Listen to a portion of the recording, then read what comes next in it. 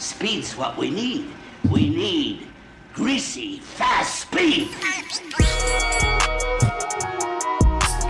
Yo, man, what's good? Of course, you already know, man, is the Ramblin Mob back in the building. You know what I'm saying? You got your boy David, you know what I'm saying? AKA Who Gives a Fuck, you know what I'm saying? My boy Mr. All Rounds Boxing over there. Yes, sir. Follow me on Instagram, All Rounds Boxing. If you follow me right now, you will see that I just put out a special edition shirt that's coming out in October for breast cancer awareness. And I'm doing it for my mother-in-law because she's a breast cancer survivor. Shirts will be $25 a piece. You heard? And then we got a... Of course, you can see if you're watching. Our third member is actually... beat that motherfucker up. Motherfucker buried in the closet and shit. Nah, he's actually... via satellite telephone and shit. Nah. 504. Oh, hey, straight for the 504. That's why he went out there so he could see. Yeah. So just so he can say that. Just so he can see that. Hey, bro, go ahead and holler at the boys, bro, and tell them how's it going out there. Yes, sir. It's all right, man. It's not as bad as I thought it was gonna be. I thought, I was going to be fighting off alligators and shit like that, but that's not too bad, man. I mean, there's trees and debris and shit everywhere, but it ain't too bad. It ain't too bad, man. Where you at and why you out there? I'm in Louisiana. I don't know how to say where I'm at, but it's all French. It's all like that French type shit, like the French names. Covington, Louisiana. I'm out here to assist the other Atmos Energies with Hurricane Ida. Was it Hurricane Ida or yeah, that's right. Yeah, Hurricane Ida. Yeah, and then they got the tropical storm that came behind it that hit Texas and is heading that way. That shit's crazy. It's been raining for 3 days, dog. I fucking 19 sunlight 3 days, bro. That boy living like he in Seattle and shit, boy, on the verge of suicide and shit. About to pull no talking about suicide. That shit's not funny. Nah, it ain't. But yeah, man, hey, glad to hear your voice again, bro. It's been a minute. Pause. Hell yeah. Hell yeah. Well, man, of course you already know, man. We're gonna get right into it, bro. Let's go ahead and start with a little segment, little box. Not too much to cover, but we got some not so much breaking news, but it's gonna be breaking news today, especially if you don't follow boxing. So go ahead, Brian. Yeah, we finally got Terrence Crawford versus Sean Porter. What day, bruh? It is stated for November 9th, I want to say. Or not 9th, it can't be the 9th. Damn, what fucking day is it? Boy, wasn't ready for that shit. I mean, it's sometime in November. If y'all follow the page, stay tuned. If y'all follow the page, y'all see that it's in November. November 20th is when it is. I was just trying to see if y'all was researching. November 20th in Las Vegas. Sean Porter versus Terrence Crawford. I do think Terrence Crawford's going to win. I don't think he'll knock him out like a lot of people were thinking that's going to happen. But I do think Terrence Crawford's going to win. On the side of that, we got Navarrete versus Gonzalez Friday, October 15th. Navarrete is the champion. He's a featherweight champion. I forgot what belt he has, but he's dope. He's really good. That's another good fight to watch. And then obviously we got Deontay Wilder versus Tyson Fury coming up October 9th. I think that's and then Saturday, November 6th, obviously we got Canelo versus Plant. October 4th, obviously we got, Teofimo Lopez versus Kambosos. However the hell you say his name. Kambosos? Yeah. What's up from Cambodia?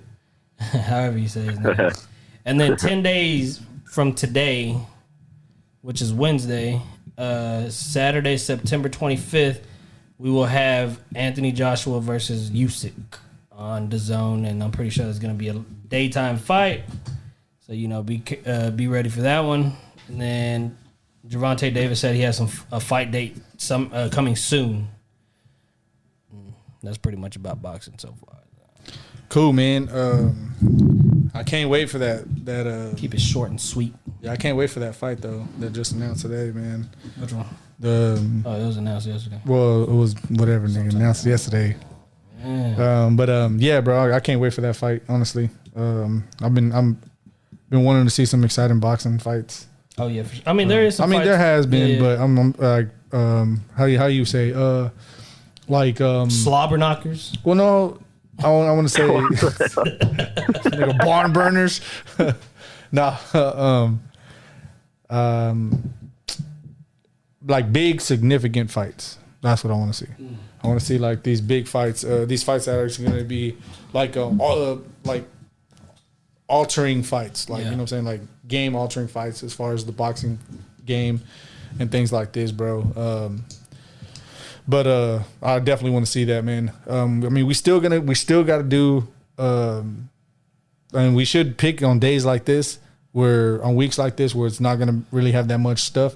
We should do them old classic boxing segments like we've been talking about. Yeah, that's true. I think that's gonna be a perfect time for us just to implement that, bro. Yeah, I mean, this weekend we got a fight on Saturday and a fight on Sunday. PBC Fox. It's gonna be Jose Venezuela versus somebody. I don't know how to pronounce his name. Jose Valens.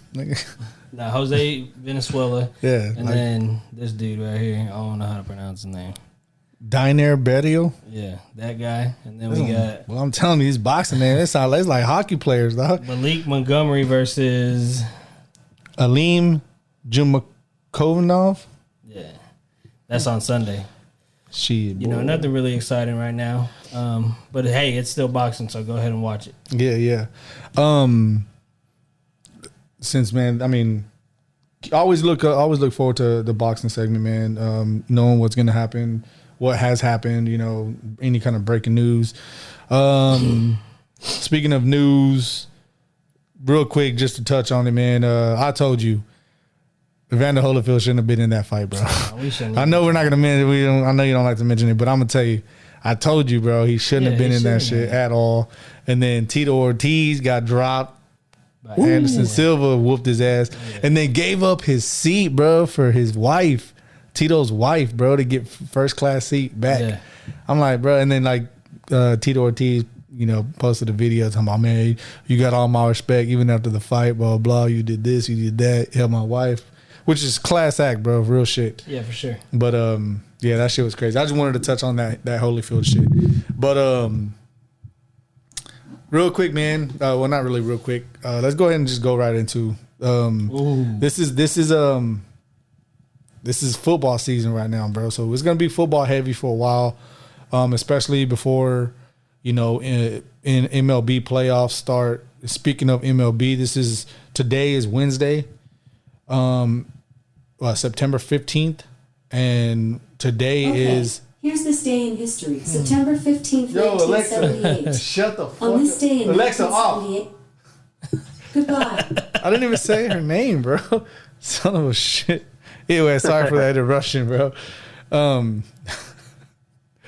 It's Roberto Clemente Day in the National Baseball League or Major League Baseball. God, she got me fucking up over here. In MLB, bro, it's Roberto Clemente Day. So everybody rocking the 21 for Roberto Clemente. If you don't know who Roberto Clemente is, then you need to go fucking do your shit, bro. He's a legend when it comes to baseball. Cody, you know who Roberto Clemente is? Yes, sir. What It's team me, is he? your daddy, Roberto. Pirate. Mm-hmm. He's a pirate. What kind of pirate? He he did. I don't know how to. Was he from? Was he from Cuba? Yeah, he's Cuban. Yeah, he's a Cuban B. baseball player, and the reason it's Roberto Clemente Day is because back then when he was playing baseball, Cuba was going through some crisis. I don't know the Cuban Missile Crisis, dog. Is that what it was? I think so. And I don't know. I don't know if it was actually the day or whatever, but I know it had to do something with that because of Castro and shit. But yeah, and Roberto Clemente, I think he loaded up like planes and shit full of supplies and sent it over to Cuba, and he was like a he was like the poster boy of Cuba because he helped out his community so much through that crisis that they were going through. So it's similar to the Walter Payton Award in the NFL. So, you know, they reward MLB players for helping out their community. I think for the Rangers, Texas Rangers, you know, since we're local, they're putting up the cat Jose Trevino for the Roberto for the Roberto Clemente Award this year for the Texas Rangers. So, but yeah, that's Roberto Clemente Day. Yeah, man. I knew you would get a kick out of that. You know, at least being able to talk about that. I actually forgot it was that day. Honestly, and I heard it on the radio. They were actually interviewing Trevino, and he actually mentioned Tim Duncan. Hey, 5 times. Because exactly. 5 times. Nah, he said he's one of the greatest. Yeah, he is one of the greatest. He's probably arguably the greatest power forward ever played the game, because he was fully on both offense and defensive side. But that aside, this is gonna be boxing heavy. You know, I mean, not boxing, football. God damn, man, Alexis, bro, she done told me up, bro. I don't even want to do it no more. But now, it's gonna be football heavy before baseball playoffs start, before the new hockey season starts. Man, today, of course, like I said, it's Wednesday, September 15th, and we had breaking news, especially coming from the local area. I think Joe Trahan, a Cowboy Insider, actually reported it first before everybody. 105.3, The Fan, the local local sports shout station. out to them. I know they listen. The local sports station broke it second, and I broke it third. You know what I'm saying? D-Law broke it first. Yeah, well, yeah, dead ass. D-Law broke his foot. And down goes Frazier. Man, bro. You gonna be all right. I told you, man. I didn't tell anybody. I just said it today. I think it's a Hard Knocks curse, bro. Because, man, look at what's happening, bro. Like, in short period of time, like literally the second week of the NFL season, we're without Lyle Collins because he took 173 drug tests and missed 7, and now he's on a 5-game suspension. That shit's nuts. Randy Gregory is on COVID watch. He has the only way he will be able to play this week is if he has 2 negative tests, which is highly unlikely. Maybe not. I don't know. Then you got the DeMarcus Lawrence news, man. Like, then of course we gonna be all right. Leon Lett, also our defensive coach, or one of our defensive coaches, he broke his leg. The old Cowboys legend, he broke his leg in practice. So I don't know what the hell they doing in practice, bro. But they practicing hard, that sleeper defense, my nigga. Well, they gonna be sleeping, playing the Chargers. We gonna be all right. We gonna be all right. We gonna win that game. But I really don't remember last week what we actually did, and we're actually gonna keep up with that because we could get that. I mean, that's just for us to keep, though. Yeah, but we're gonna kind of recap the first week of the NFL season. I don't really remember what our record or what our predictions were, but we'll go back and we'll kind of update as we go on. But the report is DeMarcus Lawrence is out 6 to 8 weeks with a broken foot.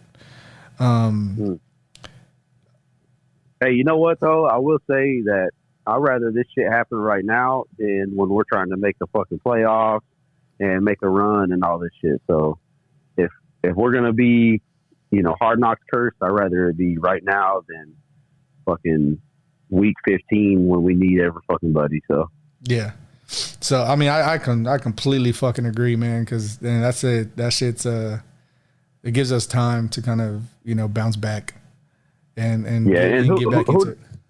Who knows? Maybe one of these youngsters, one of these young defensive linemen will step up and surprise us, or who knows? Maybe the Cowboys, with all this money they're saving with these contracts that they're redoing, maybe they'll go out and they'll get a baller. Who knows, man? Yeah, hopefully. I'm actually glad you actually said that, because the money they saved on the Zeke contract restructured, they're actually probably in talks with, or not with anybody, but in talks with trying to fill that role with that extra money that they have. because of a situation like this. Because I'm gonna tell you, man, without Gregory, without DeMarcus Lawrence, we don't have a pass rush, man, unless they're gonna kind of hybrid. Hey, we gonna get Kamara to come in. Kamara. Hard knock hero. Boy. But they were talking about bringing in or dropping down our linebacker into trying to help to see maybe if he can kind of give him a pass rush, which I don't know if that's going to be good for the rookie, man. I mean, they're putting a lot on his plate. Bro. He is, bro. Like they are. They really, really are. Hey, that's only one way to make you great. That's true, though. That's true. That's true. They're actually, because on the flip side, against the Chargers, they're kind of doing that same type of shit with Surtain. Surtain's doing that same type of shit over there. Even the Broncos. No, I'm sorry. Asante Samuel. He's with the Chargers. Yeah, Asante Samuel. They're doing the same thing with him. He's an undersized cornerback, and I think they're throwing a lot on him. But who knows? I mean, I think he's their third cornerback, so he's going to be going up. He's going to see a lot of Cedric Wilson, and Cedric's tall, so maybe that'll be in our favor. But we'll know. Who knows? Hey, we gonna be all right. We gonna win this one. But let's go ahead and recap real quick, man. The first week, Cowboys got cheated. Yeah, Cowboys. It started off Thursday, September 9th, bro. Defending champions, Tampa Bay Buccaneers. Tony, man. what'd you think about that game? Hosted because Cowboys. you were pretty much asleep by the time we were texting. Buccaneers won 31-29. Yeah, I'll tell you what, man. These dudes, they really surprised me. I thought Tampa's offense was gonna just shit on our chest. But they couldn't run the ball on us, which was great. I love that aspect of it. Now with D-Law played a huge part in that, so we'll see what happens this next week. But I thought, Dak looked fucking phenomenal. Yeah, he did. Dak showed out. So I was really surprised that they hung in there with the champs and took them to 2 seconds. Took them to the very end. So I'll give them that, man. They surprised the shit out of me. My prediction is still right and it's still on track to be right. But shit, they surprised the hell out of me. Yeah, I hear you, man. The biggest prize from the biggest takeaway that I got was the defense forcing 3 turnovers. That was outstanding to me. That's that sleeper defense. That's outstanding to me. My worry, though, out of this game was I get the reason why, because they're going against one of the best run-stopping defenses in the league, but they optioned out of the run a lot. And, I don't know if it was Dak's choice or if it was McCarthy or maybe they knew not to run the ball against it. Well, they did. I mean, that's what they knew, because it is a stout run defensive team. They didn't really do nothing on the run on the ground at all because of that defense. But of course, a lot of the Zeke hate started popping up and this and that. Gosh. There was even a rumor saying that Dak was automatically optioning it out on run plays, but who knows? But I know it don't have nothing to do with chemistry, because I think they're best friends. So I think we'll. Yeah, I actually I really like that aspect, because supposedly, like you said, the rumors are that they called. I think they said something like 26 or 28 run plays in the game, and Dak checked out of 12 of them or something like that. Yep. But I like that, man.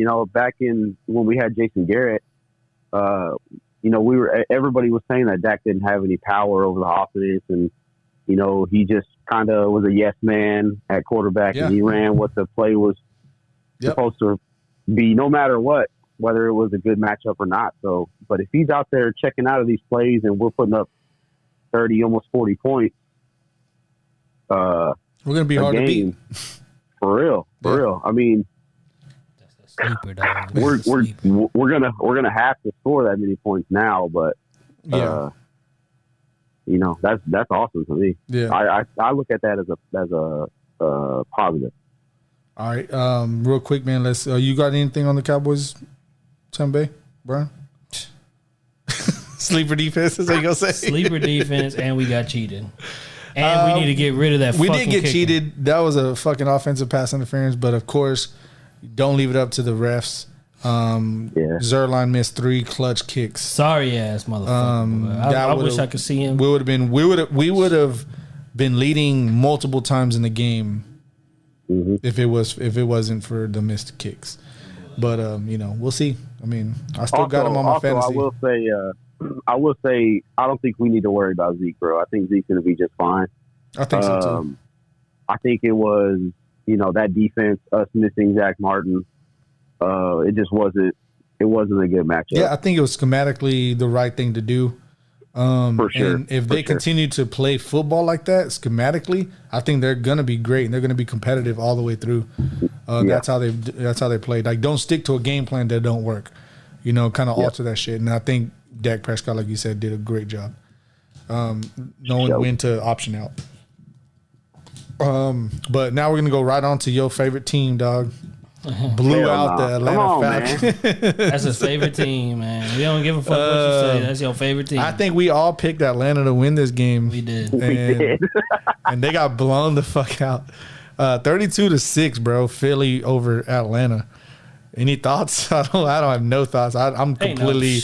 The only thing I'm gonna say is, don't give up on Kyle Pitts yet. One game, don't give up. Hey, give up on fucking Matt Ryan. Bench that motherfucker already. Bench his ass. Yeah, bro. So I will say the Eagles' offense, they did look good, but I'm gonna say RELAX, relax on Jalen Hurts.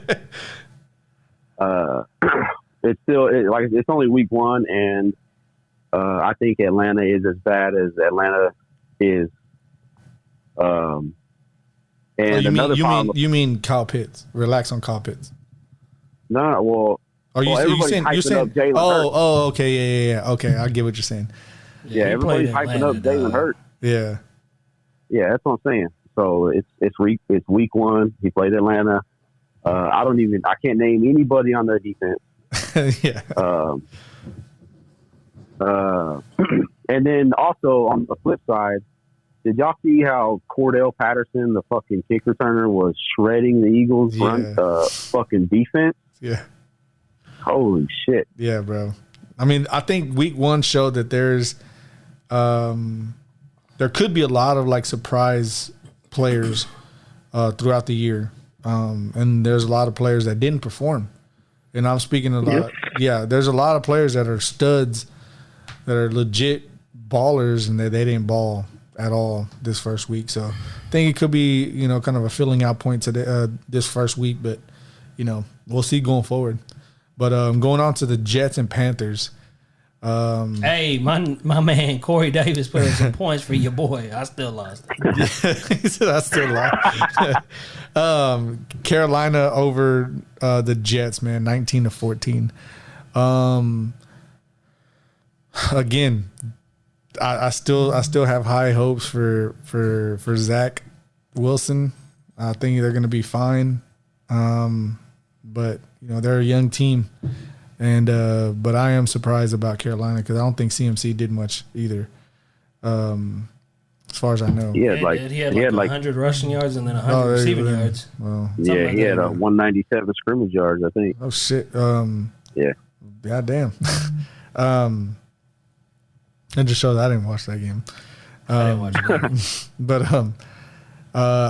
I think I picked the Jets. I'm not sure if I did. I don't think I picked the Panthers. Carolina. Yeah, I think I picked both. We'll go back over it, but yeah, because we're going. So the thing with that is whoever gets the most right throughout the season, right? Yeah, toward the end of before playoffs. So until week 18, or is it 17? Nah, I thought that was a division pick. No. I'm talking about with us 3. I thought we did. No, we're doing that with Anthony. Yeah, yeah. This one we're doing. We're gonna do like how all the NFL shows do. We're gonna do week by week pick and have an overall record of what we had at the end of the year, and the loser buys the winner their bottle of choice liquor. Damn. All right. You down with that? So it's gonna be. It makes it a little bit more competitive because I think I'm already down, bro. I'm not gonna lie. L.A. Chargers and Washington FT, whatever the hell you want to call them. The Redskins. Chargers on top, 20-16. I don't know. I don't really have much to say. But I think Herbert, man. I mean, looking good. I hope he don't look good this week. Let's just say that. For real. But hey, we gonna be all right. What happened to Washington's defense? I don't know. I mean, it was still there, but you know, I told you. We'll see. I told you. What did I say? What did I say? They ain't gonna be good defense. You know what it was? It was the Chargers' first round pick, Rashawn Slater. That boy, shut down Chase Young. So Herbert had some time to throw. And see, you know, and to be honest, bro, I did not have high hopes for Slater. I thought he was gonna be. He just doesn't look like a beast down on the line, bro. He's a baby face guy. He looks soft, but you know, maybe I'm wrong. You know, I was looking at his workouts on the combine, and he just didn't look the part. I mean, of course, anybody can show impressive numbers and just not look the part. And when the season comes around, it shows. But he balled, man. He had great protection. San Francisco 49ers over the Detroit Lions 41-33. Any thoughts, bro? Because I'm gonna tell you, I don't know what's up with Ayuk. I think he has a hamstring issue. Mozart went out for the year. I lost that. I lost him. I had him on 2. Hey, you know what's I had Debo Samuel. I got him in 2 leagues, and on 1 league I had him on my bench. Yeah, I had him on my bench too as one. He ball out? Yeah, he balled out. Yeah, he did. Also, bro, going back to Cowboys real quick, man. I benched Gronk on 2 of my leagues, and dude, he gave me 30 on the bench and 40 on the bench. So that sucks. God. Yeah, bro. And I went 3-1 on my first week. So, but I don't even want to talk about my first week. But 49ers over Detroit 41-33. Going into Pittsburgh. Fuck, I hated that. Pittsburgh Steelers over the Buffalo Bills 23-16. I watched that. Diggs was a no-show. And so was Allen. Yeah. Josh Allen. I don't know what it was. I can't say it was Pittsburgh's and defense, but I don't know. They played in Buffalo. Yeah, they played in Buffalo. And they dropped the L, bro. They took that L. They went through the table like they fans be doing. We got Seattle Seahawks over the Indianapolis Colts 28-16. I think we called that too. So we all lost though. We all lost on Buffalo and Pittsburgh. We all won on San Francisco and Detroit, I believe. I think we all picked Seattle over Indy. The Colts, man, I don't know, bro. I think the Colts are probably going to be the worst team in the league, maybe. Nah, it's going to be Jacksonville. Damn. I don't know. Jacksonville, they're still young. I think they have potential to kind of kick it up, but Jacksonville, dog. Come on, let's keep it going. I don't know. I'm just saying. Was it the first overtime game of the season? Minnesota Vikings lost to Cincinnati Bengals 27-24. I think we all got that one wrong. Yeah, but again, I'm gonna tell you this. I did question my prediction in the beginning of the year. So any of me listeners that have been listening since the very beginning, I did predict the sleeper duo. Who I predicted was going to be a ball out was going to be Jamar Chase and Burrow. And I was questioning that whenever the news came about the whole domestic violence with Jamar Chase. I wasn't too worried about the whole football shenanigan thing where he was talking about he couldn't really see the ball because of the laces or whatever the hell that was. They have white laces on it. Well, no, he's talking about because the college football has the white stripe, and then he was able to see it, and now he has to focus on the laces. But if you're a football player or you're an athlete, period, and play sports, that comes back to you. You know what I'm saying? The only thing that really doesn't go in is your mental kind of thing. Yeah. You're still gonna know how to catch a fucking football. Yeah. But then again, who knows? But he looked amazing.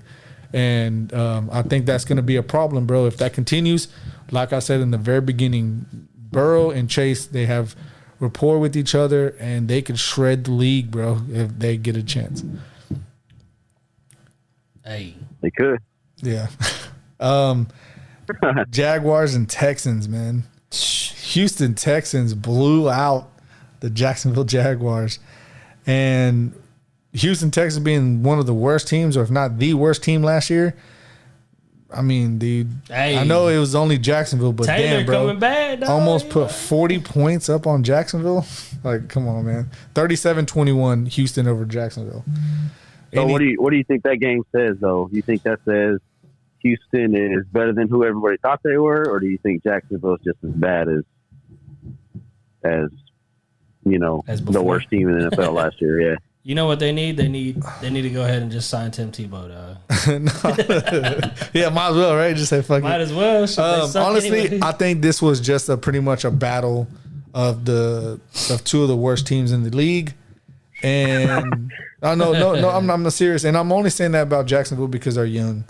That's the only reason why. I think they still got potential. I don't think Trevor Lawrence was going to do anything fantastic, like he's not like a future Hall of Famer or anything like this.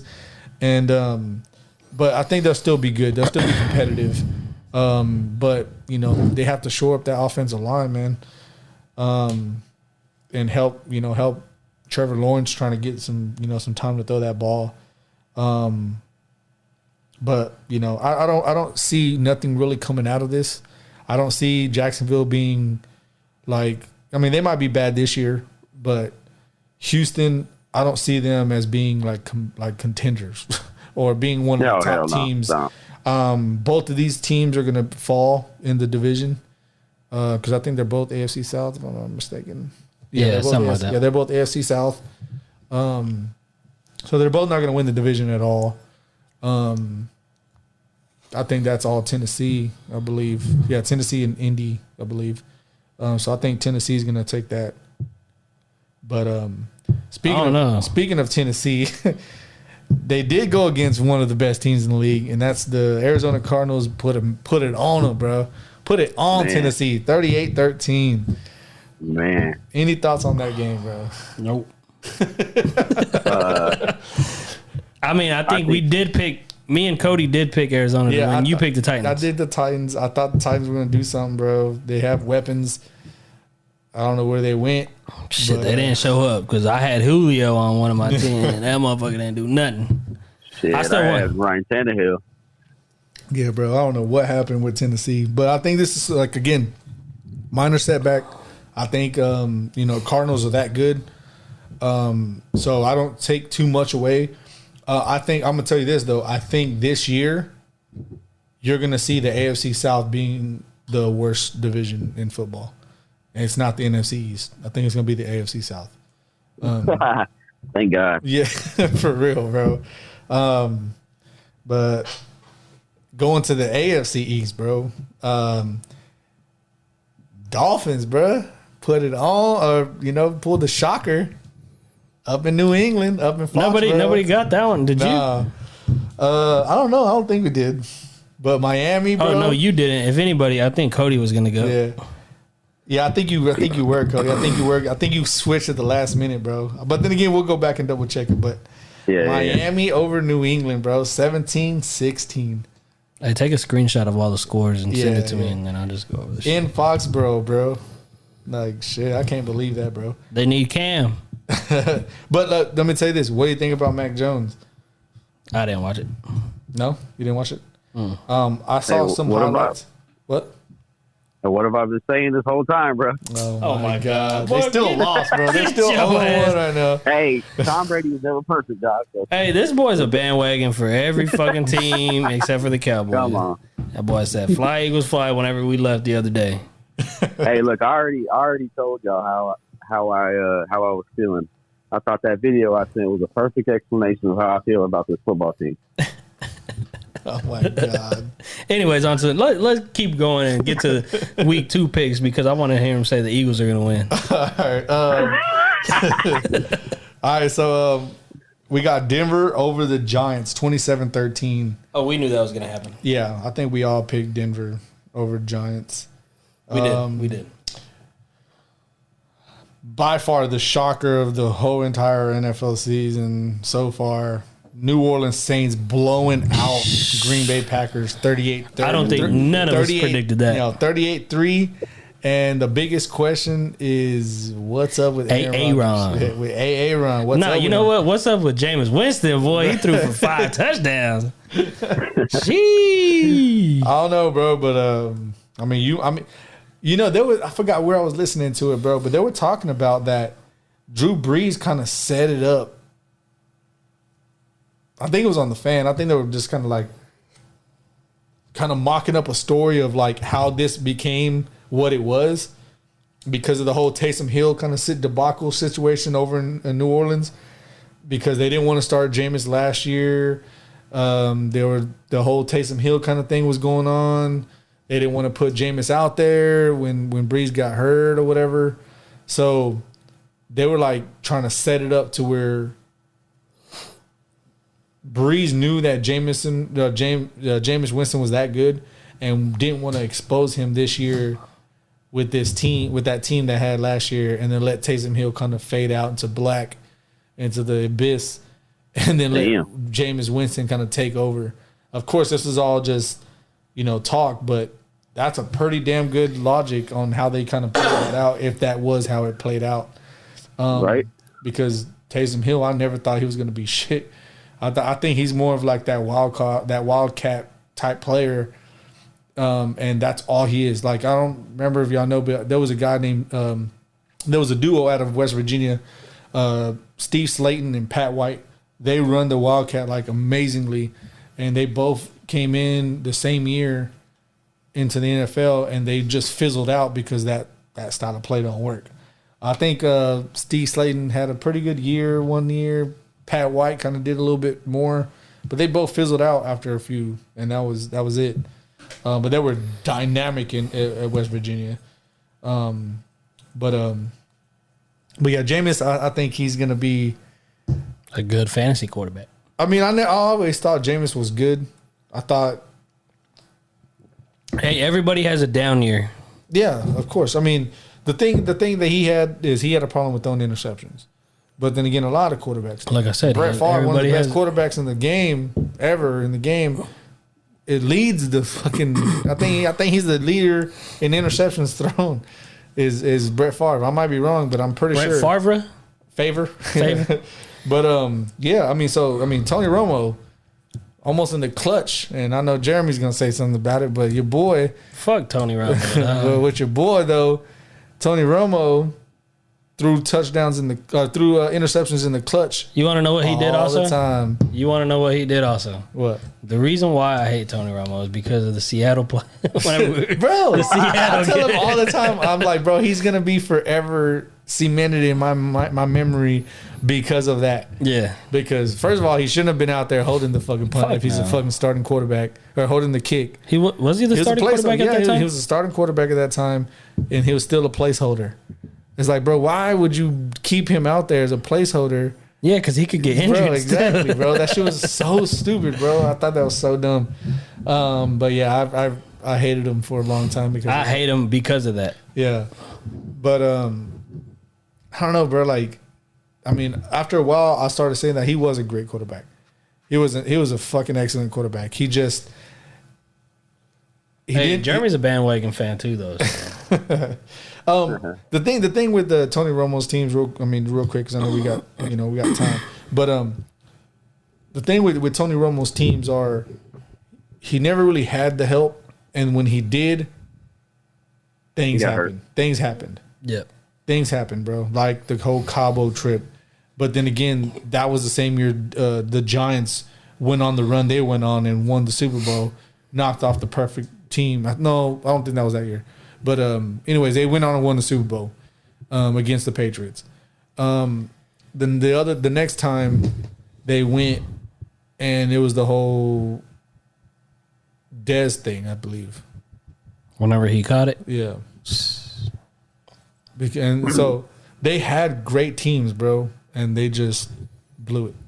Like they blew it at the end, and it was always something. It was always something crazy. Of course, the Giants going on their run. I mean, I don't think there was anybody going to stop that. That defensive front was amazing. Not now. Yeah, not now, but yeah. Back to the list. We got Cleveland falling to Kansas City 33-29. It was a great game. I won $25 off. And I'm gonna tell you though, that just goes to show again, like you said about the Jacksonville Houston game, Cody.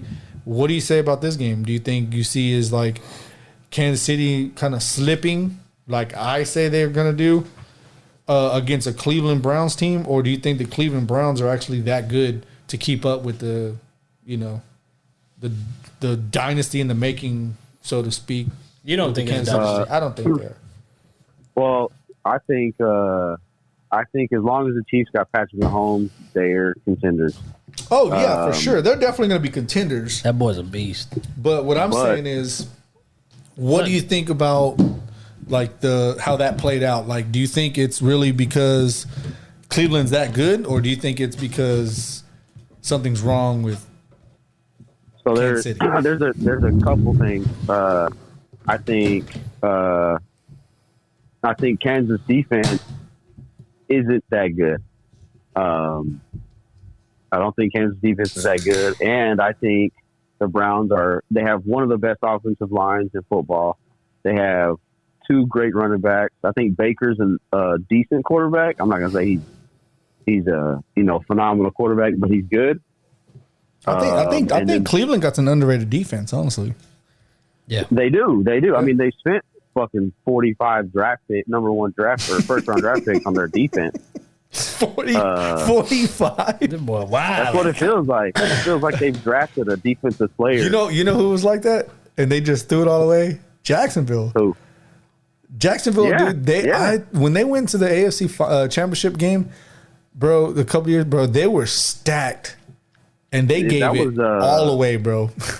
2016, I think. Yeah, bro. So I was like watching. fairly recent. Yeah, I was watching every pick they made. I was like, dude, Jacksonville's building a fucking great defense, and then that was it. Like, it was over with after that. I'm like, bro, what the fuck happened? Like, and it was all because of Blake. Yeah, all because of your man Blake Bortles. He ain't my man. Yeah. I'm gonna tell you, Blake Bortles fucking sucks, and that shit's trash. But it shouldn't have been on him. The reason why they broke up that team would have been something great. And I'm ever since they've been in the league, I liked the Jacksonville Jaguars. I like their logo. I just liked it, like the color scheme, the colorway. I like all that. I always root for them. Not like I'm a fan, but I root for them because I think they could be something special. Like, they have a great logo. Awesome name, Jacksonville Jaguars. That shit's so clean, it rolls off the tongue, so nice, bro. I guess and their logo is one of the great logos. I think it's a fantastic logo, but I don't know, bro. I mean, I don't know about Cleveland. I think Cleveland. I think they just got a lot of pieces right now. They could be dangerous, and then again, I think the Chiefs' defense need some help, and they were missing Tyrann Mathieu as well that game. So, but is he a game changer like that? I don't know if I would say he could be a game changer, but I think he's an impact player. Yeah. I think he has that get in your head mentality type of player. Like, he causes disturbances on the field and shit. Yeah, so I get that. But like I said, I just wanted to see about that Cleveland, because I'm not that high on Baker, but I'm not. But I do say that their defense is pretty good. Hey, I'm a Baker fan, so yeah. He went to OU, so I'm never gonna be a fan. But then again, as long as if he wears a star, maybe, because that's how it was with DeMarco. Don DeMarco. No shock, but L.A. Rams blowout Beat the Chicago brakes off Bears. the Yeah, Bears. Hey, 34-14. Stafford went off. I mean, Hell yeah, he I did. think First play. I think Jared Goff did something with Detroit. I really do. I think he did, and I think you're going to see him continue to go up. So be watching out for Jared Goff. But yeah, Stafford went off. And last but not least, I think it's definitely my pick so far right now for game of the year, bro. Monday night fucking thriller, bro. Ashley turned it off What? within the last few seconds, or not the last few, before they went into overtime, because she's like, "No, let's just go to the bed then." I was like, "What the fuck?" Oh my god, bro. So you didn't see the hell ending?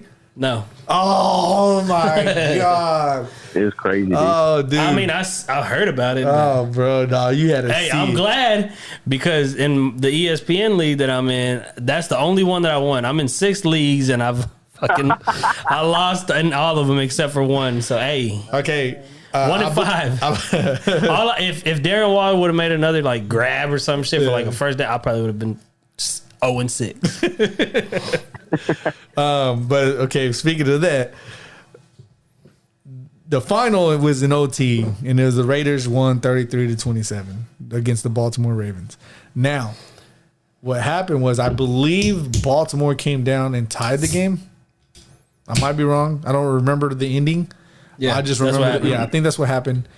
And Yeah, then, they left like that's 50 right. something Yeah, seconds yeah, left. that's right, because they end up going for the field goal to tie the game instead of going for the. Because I was hoping that he didn't, because if he would have scored a touchdown, I would have lost one of my leagues. Yeah. But so they tie the game at 27.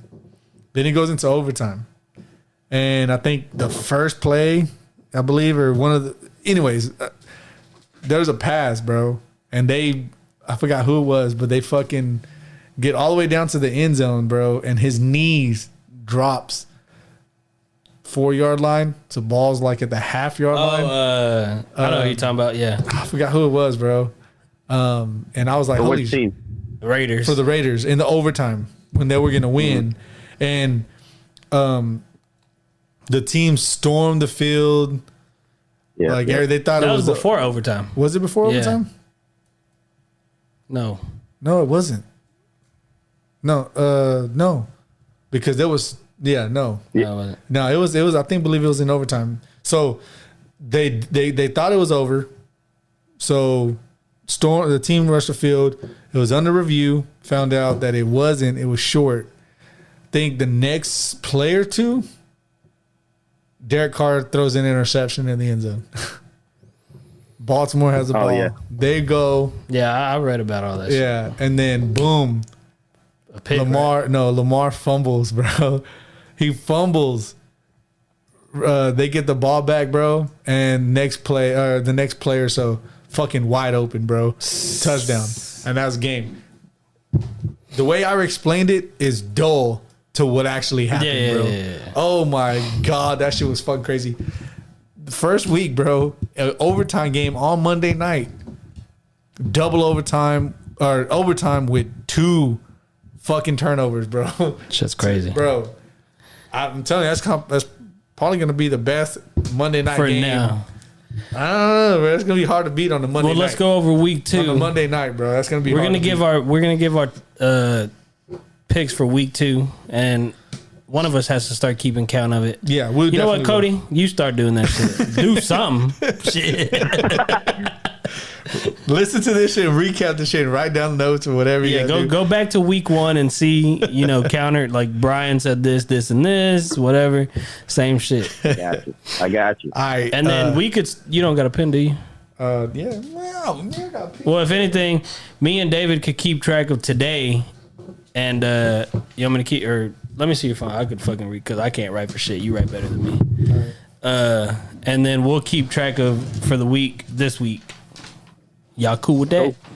Yeah. So Cody, you got homework. That's all you got, nigga. All right. You got homework in Louisiana. And All right, shit. so we're heading into week 2 right now. Fucking NFL, like we said, it's gonna be football heavy for the next couple months. 18 weeks. Yeah.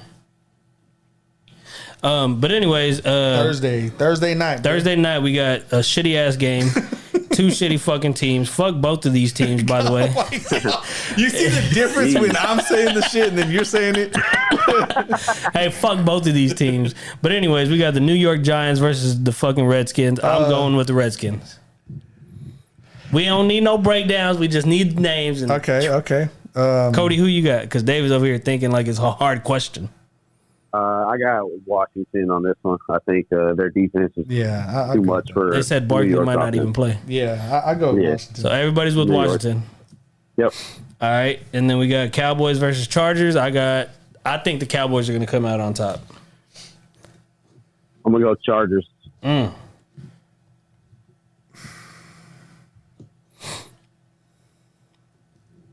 I'm gonna tell you, bro, it's gonna be hard to overcome.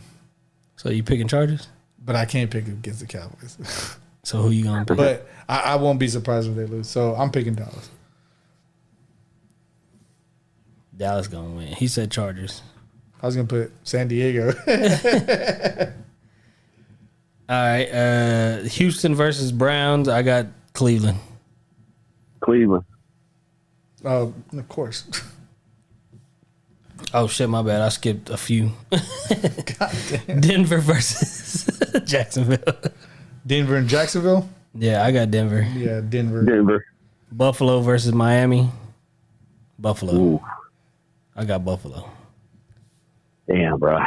Watching Buffalo play this week. I also have Buffalo. I think I have faith in Diggs. I think they're gonna be something. They about to come out and Yeah, I think they're gonna show everybody that they're something. Last week was a fluke. Yeah, exactly. Yeah, I'm gonna go ahead and take Buffalo too. I think Buffalo and Josh Allen, they're gonna come out pissed off. Yeah. Yeah, I think they're gonna take it. Bengals and the Bears. I got Cincinnati. Oh shit. I also got Cincinnati. I just don't think Chicago has it. I think they predicted Chicago being the worst team in the league. I think Let Jacksonville. me see. Let me see. Hang on. The Bears are favored by 2.5. What? Are you serious? Yeah, they're favored. What? Are they in Chicago? Yeah. Oh, okay, that's probably why. There's no way, bro. There's no way. There's no fucking way. Now with fucking You know, Andy Reid, or wasn't Andy Reid? Fucking fuck is his name? Andy God damn, what's his name? Dalton. Yeah. I'm gonna go Cincy too. All right. I'm gonna take Cincy. We got Niners versus Eagles. I'm going with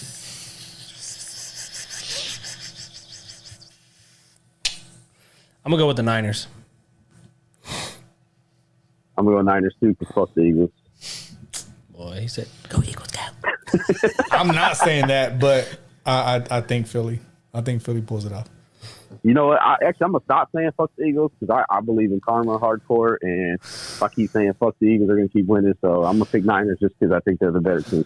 They're definitely the better team. I think Philly's gonna pull it off though. All right, I think obviously San Francisco's going to take it. Saints versus Panthers. I got Saints. I'm gonna go Saints as well. David. Ooh, he going with Carolina. I go Carolina. I think. Boys are trying to go against the grain. No, not just that. I don't know, dead ass. Like, I think. Who they got? Robbie Anderson? No, hold on. Look, hear me out though. Hear me out. DJ? Hear me out. Tell me, does anybody have that much faith in Jameis Winston going to be a fucking problem like crazy? Dog. I don't know, bro. Like, I think he's going to be good. Start that man. I think he's going to be good. I think he's going to put up numbers especially on fantasy. I mean, I think he's going to keep New Orleans competitive. But there's no way I'm looking at him and thinking, like, oh, dog, Jameis Winston after one game putting up numbers like that or putting up 5 touchdowns, they're going to fucking destroy the league. No way in hell. Georgia. So Carolina's going to be the one that knocks them off and brings them down a little bit. Georgia Bush. All right, so you got we're going with the Rams and the Colts. I go with the Rams. Yeah, I'm taking Rams on that one too. Stafford look fucking lights out, bro. Yeah. I think that's all the way across. All right, and then we got Raiders versus Steelers. I'm gonna go with. I'm gonna go with the Steelers. By 5.5. I'm going with Steelers. Who you got, Cody? He said. I'm gonna go Steelers because I hate the Raiders. I'm going with Vegas, man. I think what they showed. Oh, so you just going off of their Monday night game? No, I mean, just what they showed. I always told everybody, Derek Carr is actually a good quarterback, bro. He really is. No, he ain't. He is. He's a good quarterback, bro. He plays for the fucking Raiders. Like, come on, bro. The goddamn Jets. Like, I think he's a good quarterback, bro. And I just don't have no faith in Pittsburgh. Speaking of the goddamn Jets, it's the Patriots and the Jets. You know what? I'm gonna go with the Jets. I'm gonna go Patriots. David? They're favored by a touchdown. Ooh. I think Zach Wilson proved something this week. But they have all the weapons in the world, man. And I think they'll be able to pull it off. I think so. Cardinals versus Vikings. I'm going with Cardinals. No, you know what? No. I'm going with Vikings. I'm gonna go Cardinals. I think Dalvin Cook goes off this next game. I hope he does. I had him in one of my leagues. But I think he goes off. I'm going with Arizona. I think they just got too much firepower. Falcons versus Buccaneers. Obviously, Buccaneers. Sheesh. But It's all the way across. All right. Titans versus Seahawks. Seahawks. damn, that's a good one. No, it's not because they got. Where's it at? In Seattle? Yep. Yeah. Yeah, I'll take Seattle. Seattle's favored by 5.5. Yeah, I'll take Yeah, Seattle. I'm gonna go Seattle too. That's a good point. I didn't think about the 12. Now, if they were in Tennessee, I might lean toward Tennessee, but hey. Chiefs versus Ravens. Ooh. I'm going with Chiefs. Kansas City. Ooh. I'm gonna go Kansas City too. David going with Baltimore. I'll take Lamar. Hell no, that boy ain't no good quarterback. I don't think he is either, but I think that's like a little rivalry, like the Peyton, Brady rivalry. And I think when they play each other, they play good against each other. So we'll see. I'll take Baltimore though. All right, and then we got the Monday night game, Detroit versus Green Bay. I'm going with Green Bay. Aaron Rodgers is going to come out and fucking prove his shit. Yeah, I'm going Green Bay too. They're favored by 11.5, and they're in Lambeau. Yeah, I'm going Green Bay. David's going with Detroit. I'll take Detroit. Bro, I think right now Green Bay is a fucking dumpster fire. I truly think Anybody that drafted Adams and Jones, fuck. no. And Rodgers? I think Rodgers is playing his way out, or he just don't have it left. He don't have nothing left in him. I think mentally he's probably just don't care no more. I think he's done whatever he could for Green Bay, and they're treating him like this, and they're not really giving him help, even though he has a good team. They didn't give him no contract and blah, blah, blah. I think he's being a baby about the shit like he's always done, just because he don't get his way. And I think he's going to play his ass out of Green Bay. And he's going to continue to fucking put up subpar. Like I said, I don't see why he would fucking come out and ball out. For what? For a team that don't care about you? Like they're only starting you because you're there. They got you under contract. That's it. Like they're not looking to sign you a whole nother deal or nothing like that. They don't care. They don't. So I don't see them. I think they're gonna crumble. I think they're gonna be a 500 team or around there, a game or so. Nah, I think he's. I'm kind of with Brian on this one. I think he's gonna come out and show that game was it was a fluke. Obviously, he went through all that bullshit in the off season, so he's gonna come out fucking guns blazing. He might, but I just don't have faith in him. but then again, fuck Aaron Rodgers because I hate him. Yeah, everything he's done to Dallas, bro, I fucking hate him. Especially in the clutch in 2 playoff series, I fucking hate him. But yeah, man, that sucks. But we got week 2. We got week 2 predictions. I'm ready. I'm excited about that shit. I think it's gonna be pretty fucking awesome, honestly. But I think we'll go ahead and transition. Unless y'all have anything more to add about the sports segment, I think we should go ahead and transition right into something that we started and we've been talking about, and we actually finally got it out. So we want to kind of do a little backstory on them before we do anything about that. Cody, you got anything left about sports? Nah, man, I'm good. Brian? That's a Go Cowboys. That was a badass. That was a badass week 1, man. That was a phenomenal week 1 of football, I think. Bro, football's fucking back, bro. He's happy because the Eagles won. Bro. Football's fucking back. Hey, you and Alex were fucking jumping up for joy and shit, right? Hell no. Fuck the Hey, Eagles, dog. did she say anything? Did she say anything about the Cowboys losing? She always does. She posts those fucking memes. That one where Tom Brady's in the corner. It's like just checking if y'all are still them boys and all this bullshit. Oh yeah, I seen that shit. Yeah, that's all that shit. Hey, open Chester, my nigga, shit. Bro, there was a play I forgot. I think. I think it was when Dak got sacked, right? And Leanne goes, "Ooh," bro. I was so mad. I was standing up in front of my TV, bro. Like, shut the fuck up. That was before y'all went to the house? Yeah. I think, because that's when he got sacked, right? Or something happened crazy, and it was bad on Dak. And she was like, ooh. I was like, bro, don't say fucking shit. Don't say a motherfucking word. I don't say shit about your Steelers. Don't say shit about my team. Bro, she was, that shit pissed me off, bro. That shit got me heated.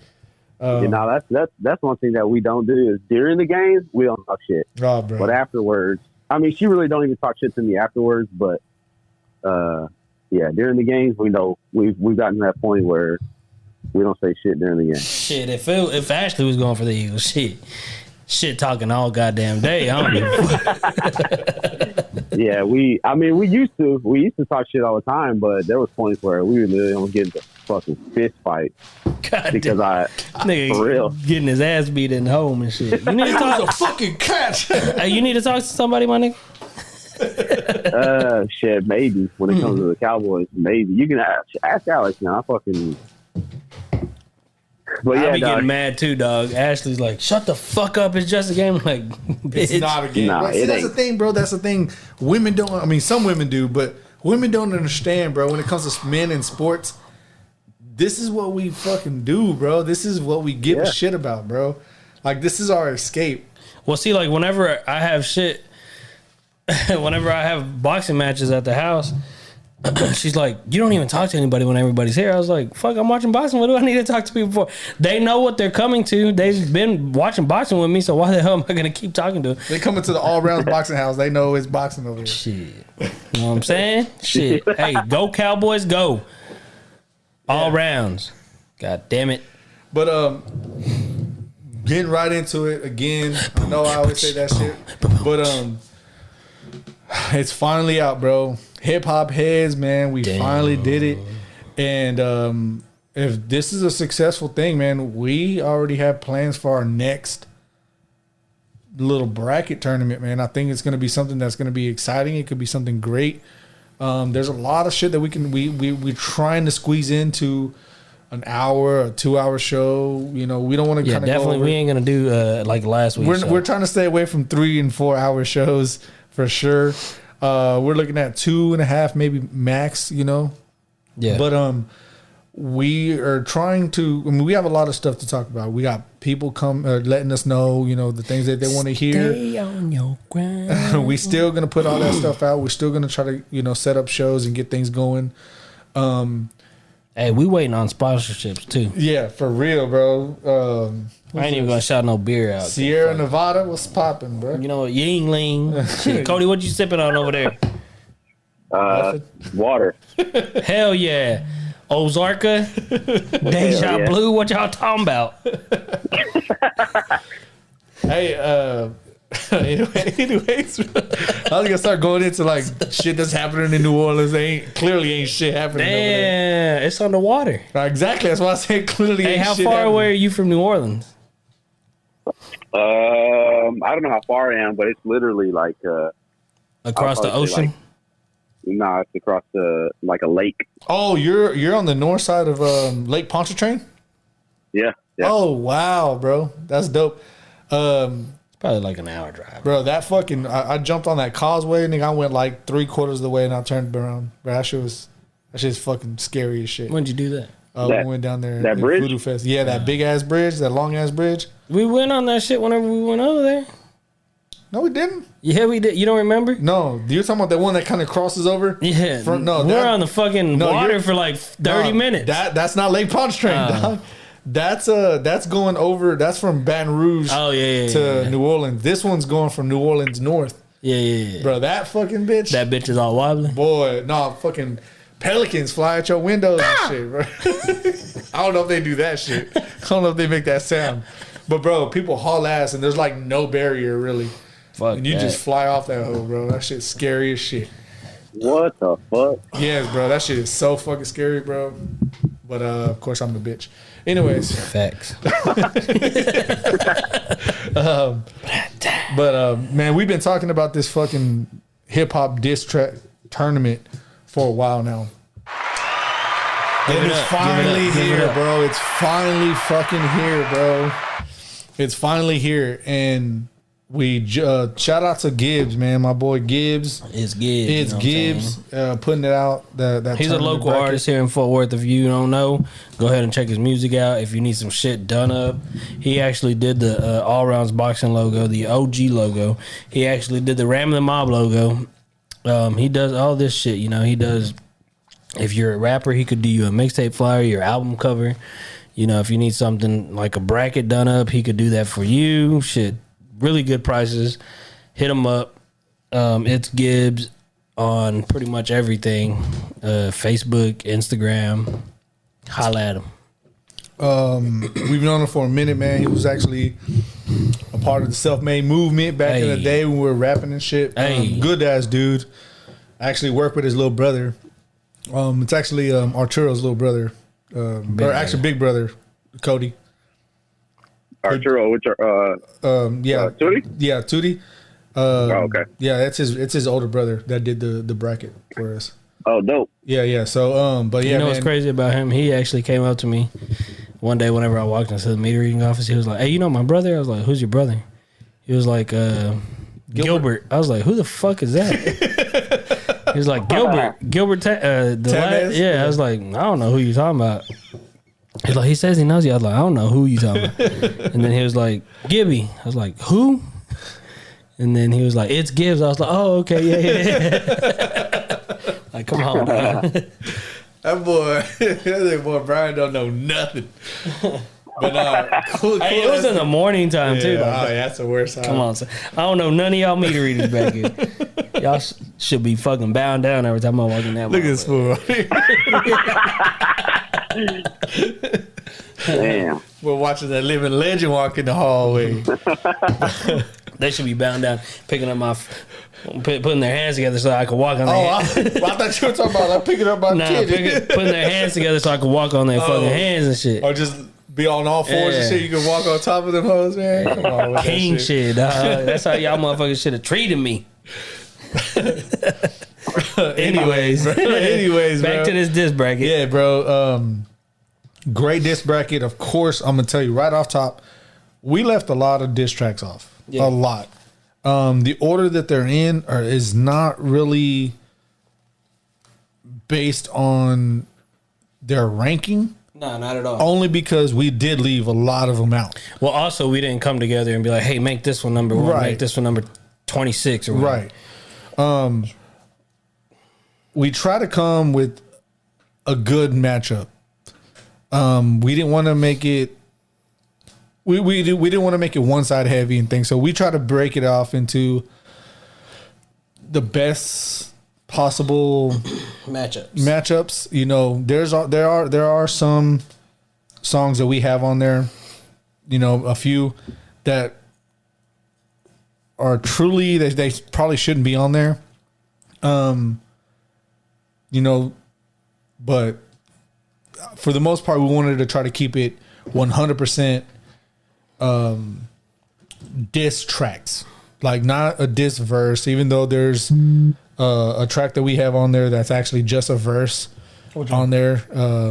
Stay Scheming. We don't have that on there. No, No. I thought I must have pulled it at the last minute. But I swore I thought we had Stay Scheming on there. Okay, well then that's fine. Then I don't think it's that. See, the thing with that is, if you ask me, a diss track isn't a diss track unless you actually fucking call the person out. But see, it don't have to be that way. I mean, unless you know, yeah. Unless you absolutely know, and they're putting stuff out there where you can, To where it's literally okay, like she's talking, he or she's talking about this person. Absolutely. Yeah, but other than that, like the way you got to diss people is say their names, obviously, or at them boys. At them boys. You know what I'm saying? We don't do that over here, no. You know what I'm saying? I don't do it no more. This is coming from our league, bro, our fantasy league, where you were stirring shit up like a motherfucker. Today? Did you see that, Cody? Nah. Oh, bro, Is he in that league? Are you in the Dynasty League? No, he's not. Nah. All right, well, there was this shit going on, and like people were going back and forth. I was like, damn. And then I was like, he kept dropping gifts, bro. Like, it's crazy. And Adrian was like, I fucking hate you. But I was instigating like a motherfucker, dog. I was like, damn, this man said you take your tampon out and shit like that. Bro, just instigating the whole fucking shit, bro. That's just funny. Boy. But the Hood Olympics, dog. But basically what we're gonna do, man, is again, like I said, we left a lot of them out. So I mean, kind of bear with us. I'm gonna say this: if we get a lot of feedback, we'll drop another one, like an 8 seed like an 8 team, something like that, or something. Yeah, maybe a 12 or some shit. Yeah. Also, if you're gonna, interact with us with these diss songs, actually listen to them because, there's a song from Drake on there going against a song from diss song from Eminem. Eminem actually, adds the person. Drake, I don't think he does. I got to go back and listen to it. But if he doesn't, Drake obviously has girls that listen to him and shit like that. But if you go back and listen to Eminem's shit, then like it's, fucking way levels above than the Drake thing. But that's just my opinion, obviously. And also adding to that, when it comes to diss tracks, doesn't necessarily mean it has to be a better song. No. A diss track is actually a diss track. You actually listen to the lyrics. You have to listen to what they're saying to each other, what they're saying about each other, things like this. The song aspect of it kind of goes to the wayside, bro. Honestly, like it gets on the back burner because it doesn't have to be a great song. It has to just be a great diss. If that makes any sense. And it does, really, if you really think about it. It really does. Now, of course, there are great disses that are great songs as well, but you have to kind of take the whole it being a great song aspect out of it. Because there can be a great song that's technically a diss track, but the diss sucks. But it's a great song. Yeah. Don't try to keep that in mind because it's not really what we're doing. Of course, vote how you want to if you do vote. And that's what we encourage. We want interaction. We want people to interact with us. Our TikTok, or any Facebook, any kind of social media, anything we put out, don't just like it, man. Follow, bro. Follow us. Follow and interact. Yeah, follow, interact, man. We drop top 5 lists. Keep, like, the people who are interacting with us, keep doing that, man. We enjoy it. We love it. We take all that in. We love that you're actually caring, that that you give a shit about what we're putting out. We absolutely love that interaction. If you like our stuff and all that, and that's where it kind of ends, that's awesome. We love the support. We love that. But man, we desperately want y'all to interact. We definitely want y'all to, give your feedback. That's what we want. Like, For sure. That's exactly what we want. So going into it, the diss track as well. Hold on, before you go, Cody. Obviously, you've seen the diss track because I've sent it in the group text. The bracket. Have you ever heard any of the diss tracks that are on there besides like the Drake ones? Yeah, I have. Besides the Tupac Hit 'Em Up one, also. Yeah, so I've heard Ether, Tupac. Let me see what else we got. No Vaseline, obviously, Back to Back. Rap Devil, Kill Shot.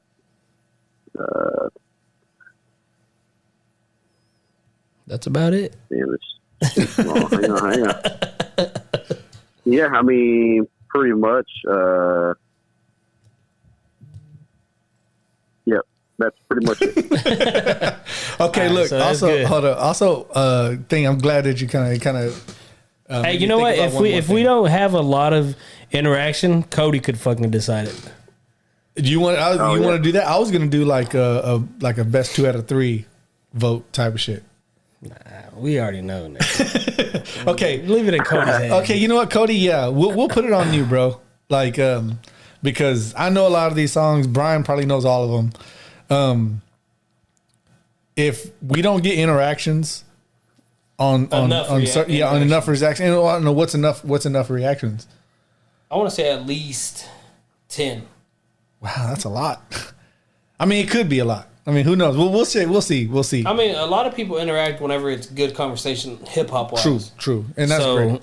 I mean, if we get, people like the diss tracks, so yeah. If they're gonna actually pay attention to the shit, then you know what I'm saying. Like, hey, come on with it, pay attention. That's facts. Actually, fucking interact, and then we'll go from there. Hey, y'all got stuff to say? We love it, but hey, interact, bro. Facts. So yeah, but if not, put then your Cody, opinions where your mouth is. Yeah. If not, then Cody, you gonna be deciding for us. Yeah. So Cool. yeah, that's how we're gonna go on it.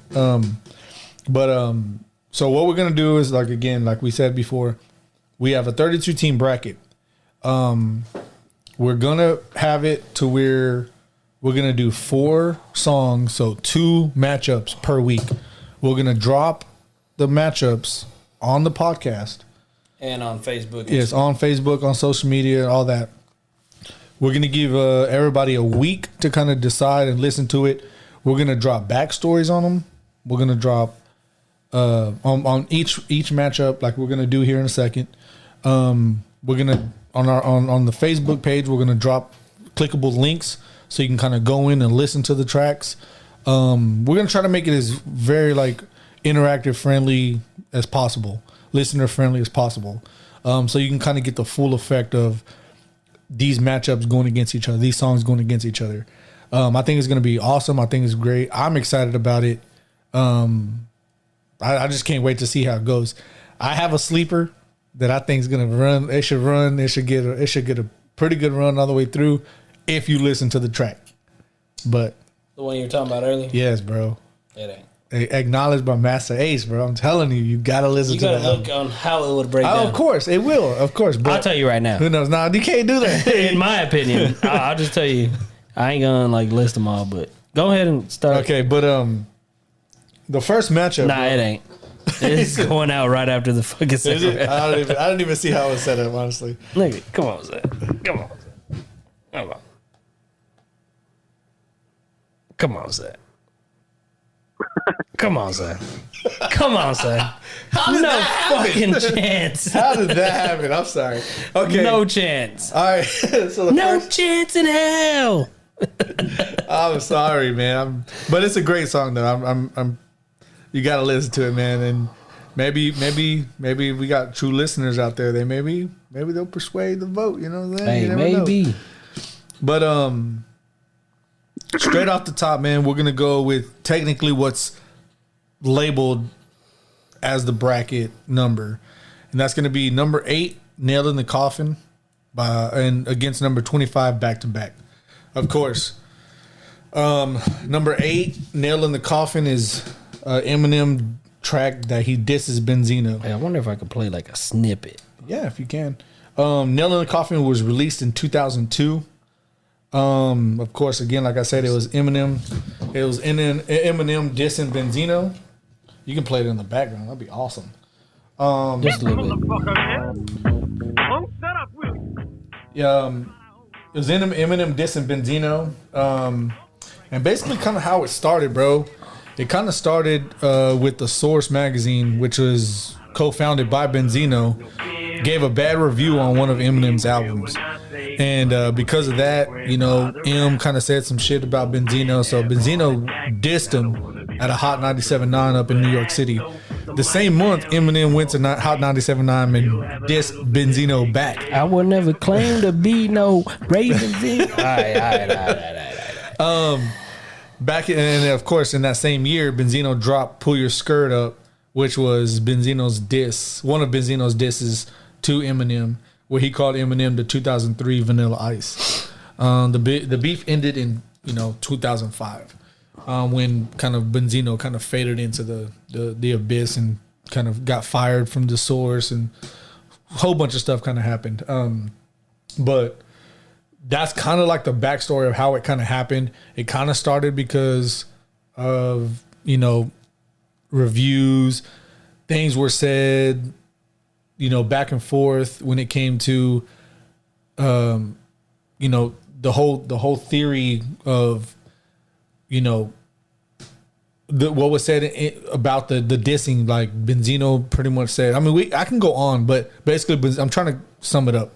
Benzino pretty much came out and was attacking Eminem's, kind of saying that he was like a culture vulture. Like he's trying to use his white as being something that's going to be, what's making him money in the rap game and so on and so forth. When Benzino Eminem kind of attacks Benzino, talking about you're old, you never really were a great rapper and things like this. So kind of, you just got to listen to it and kind of listen to both sides if you want to go that deep into it. But the song is Nail in the Coffin, and it's Eminem versus Benzino, or it's dissing Benzino. Great fucking song. And this is one of these songs that are probably one of the true diss tracks where he says his name, he does all that, and he kind of breaks down. Now, of course, this version is a response to Pull Your Skirt Up by Benzino. So a lot of the stuff that Benzino said in Pull Your Skirt Up, Eminem is reacting to it. So that's why you get this kind of version. So he's going to start saying shit where you're like, you don't know what the hell he's talking about. Well, he's kind of reacting to the Benzino diss. So it's a great little backstory on this track. Of course, we're not going to go deep into these other tracks because they might or might not be on the tournament bracket. So I don't want to go deep into it because that could take away from another segment that we have at another time. So that's a number 8 seed going against a 25 seed, which is back to back. Not even. Oh, we won't say the seeds. Yeah. Okay, let's not say the seeds. We'll just say the songs. Okay, so Nail in the Coffin by Eminem dissing Benzino, going against Back to Back, which is Drake's track dissing Meek Mill. Now, this Meek Mill, this song right here is not the first. This is actually the second. That's why it's considered back to back. It's the second diss by Drake to Meek Mill. And the first one was called Charged Up. And of course, he performed both of them at OVO Fest in 2015. It all kind of stemmed from Meek Mill's kind of criticizing Drake on Twitter that Drake pretty much didn't promote his album and it didn't help, kind of push his album, which was entitled Dreams Worth More Than Money. Meek Mill's also claimed that Drake ghostwrited, had a ghostwriter on his verse for RICO Rico. Meek also drop Wanna Know, and then he removed it from SoundCloud, which I thought was a fucking pussy ass move to me. But the one thing I want to touch on this, which was I think is a little neat, and it's like perfect, is the best way to set up, and this is awesome how they did it. Drake's from Toronto, Meek Mill's from Philly. You know what I'm saying?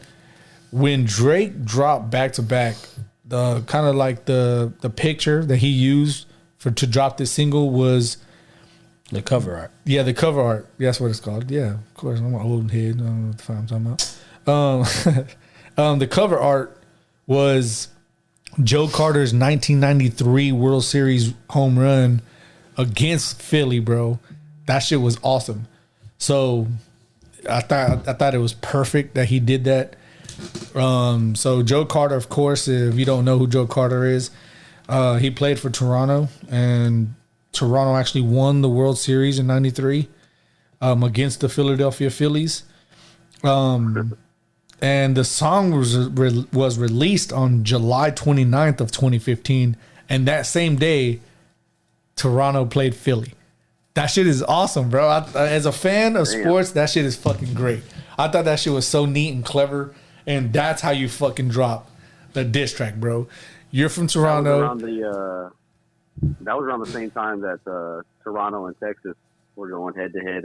Absolutely. Yeah, it definitely was. Playoff battle. Yeah, absolutely it was.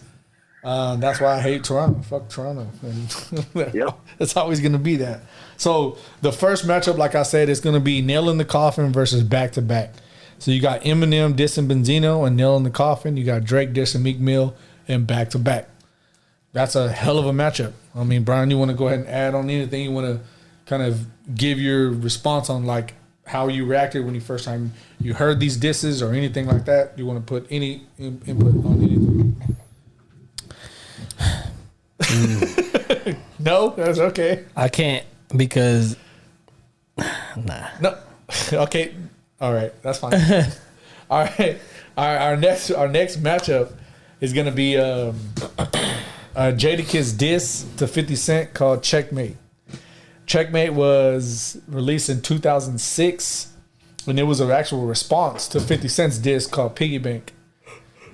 Again, this is why we don't really kind of give too much info, because Piggy Bank's also on this bracket, so we don't want to kind of go into that. But it started because Jadakiss was featured on Ja Rule's New York. And 50 didn't like it, you know, that Jadakiss and Fat Joe were kind of, you know, I guess the best way to say it was kind of like riding with Ja Rule whenever the 50 Ja Rule diss was, the beef was going on. It's still going on. Yeah. That shit ain't never gonna die. Well, okay, so clearly, you know. So he didn't like that, man. So that started a beef, man. Of course, like I said, it was back and forth. Crew members started getting involved in the beef. Yeah. You know, and things like this, man. Again, I don't want to kind of go into a lot of it. But one of the, of course, some of the disses that were kind of going back and forth was, you know, Problem Child, Window Shopper, Shots Fired, Death Window Wish. Shopper's not at them. Apparently, it mentions Nigga, he's a window shopper. Mad at me. Maybe I don't know. Why. But one of the highlights on it, which I thought was fucking kind of unique about this situation, is 50 and Tony Yayo. They dropped I Run New York, and they started threatening to purchase Jadakiss's publishing from Puffy. Bro, that would have been an ultimate fucking dish move, bro. Like a beef. That's something move. 50 Cent would do too. Yeah, of course he would. Of course, man. But think about it, bro. You're beefing with somebody, and they come and they take all your publishing away. Bro, that's a fucking checkmate move, dog. Deadass. Yeah, for sure. That's a fucking checkmate move. Yeah.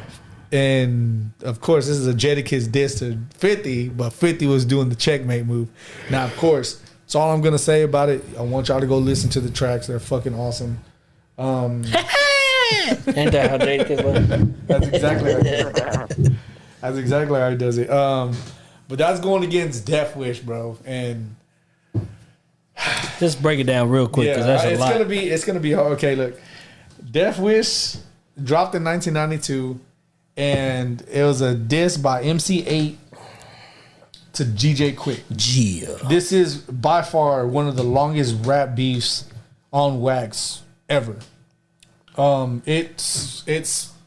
guess on wax as far as like dissing back and forth to each other. Yep. It goes back to before either of them dropped the actual good proper album.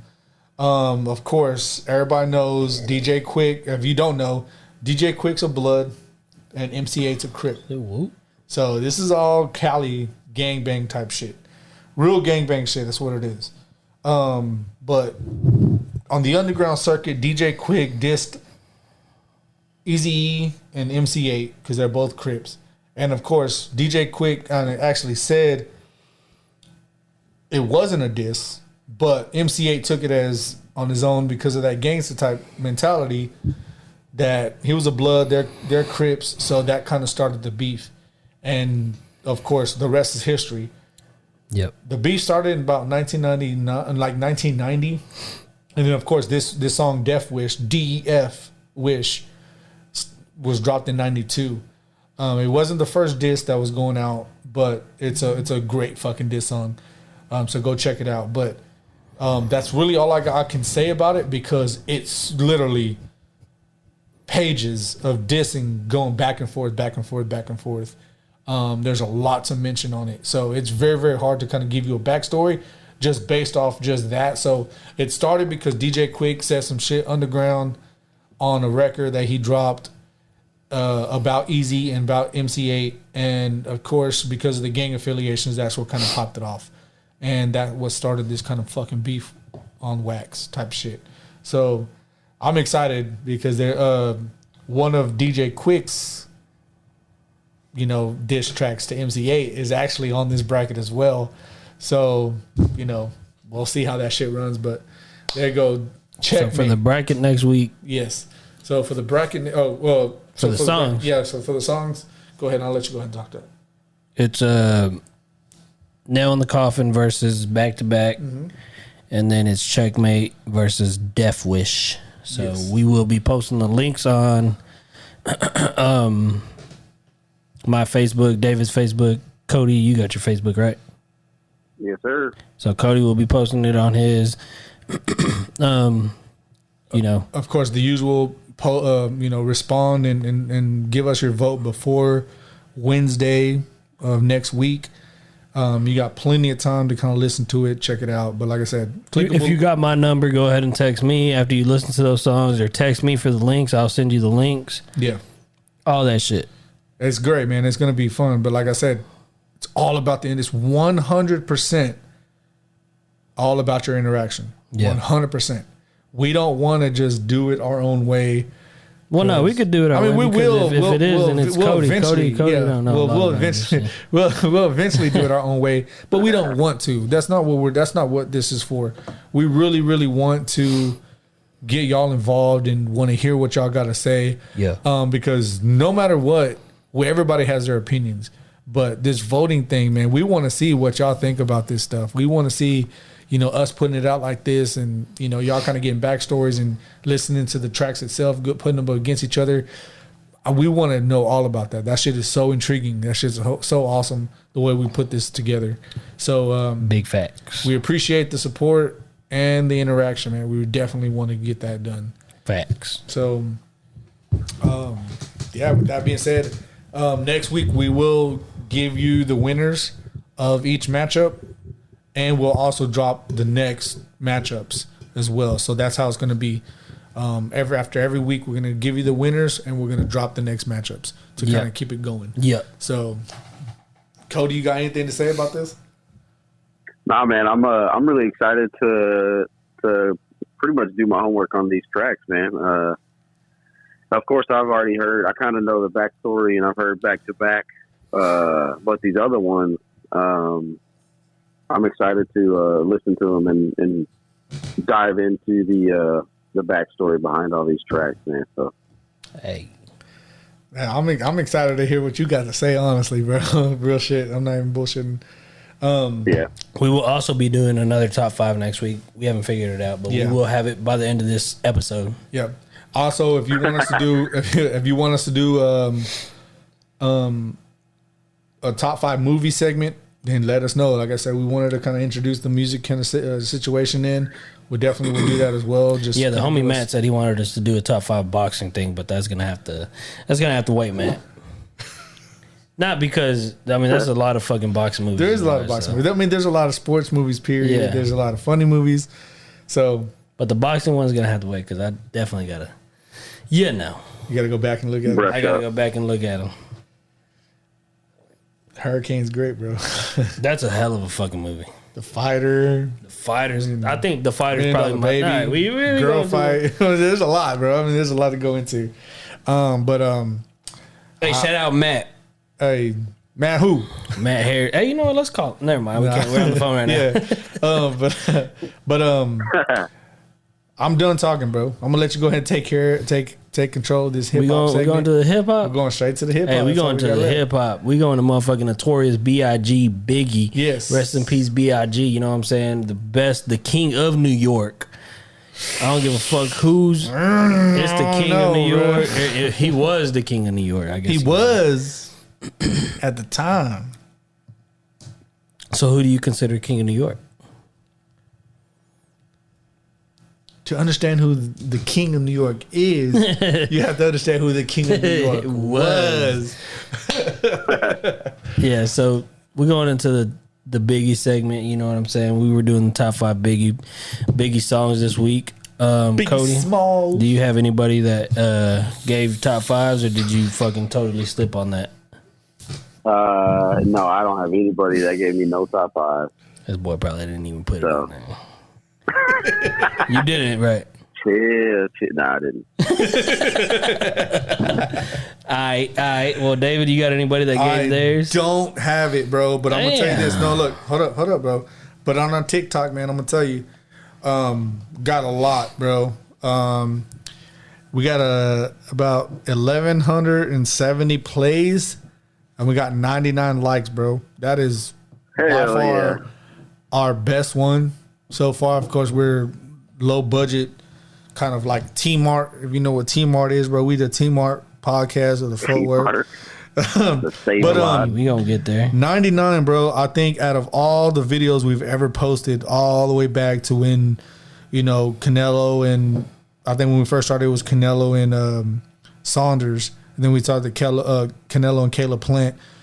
We've never had 99 likes, no responses, no interaction, but a lot of likes, and that's awesome, bro. It's a start, and it's great. And it kind of sounds pathetic a little bit, but it's great, bro. Like, I'm actually excited, bro. I'm love that people are starting to like what we're talking about, and when they're showing somewhat some kind of interest in it, and it's great. Even though we're not getting reaction, that's fine. I mean, it's not, but we like it. It's okay. So, with that being said, David, I'm gonna go ahead and let you pick the top 5 for next week. So think about that while we doing this shit. Okay. I'll definitely do that shit, bro. So you said you didn't have anybody. No, nobody gave me it. I don't. Actually, you know what? I think no. I'm sorry. I do got one person that gave me a top 5. That's for sure. So yeah, let me go back and get that shit, bro. All right. Well, while he's getting that, Actually, I got it already. all right, he already got to go ahead. Who's it by? Or who's it from? Luis Gutierrez, bro. Oh, he gave me his too. Yeah. Partying bullshit, warning, one more chance, dead wrong, and tick crack commandments. Give me one. So shout out to Luis, man. Luis Gutierrez. I actually went to high school with him. Man. He's a good dude, man. So I think he may have went. Did he go to Stribling or not Stribling? I don't know where he went. Leonard. He might have went to. I think he did go to Leonard.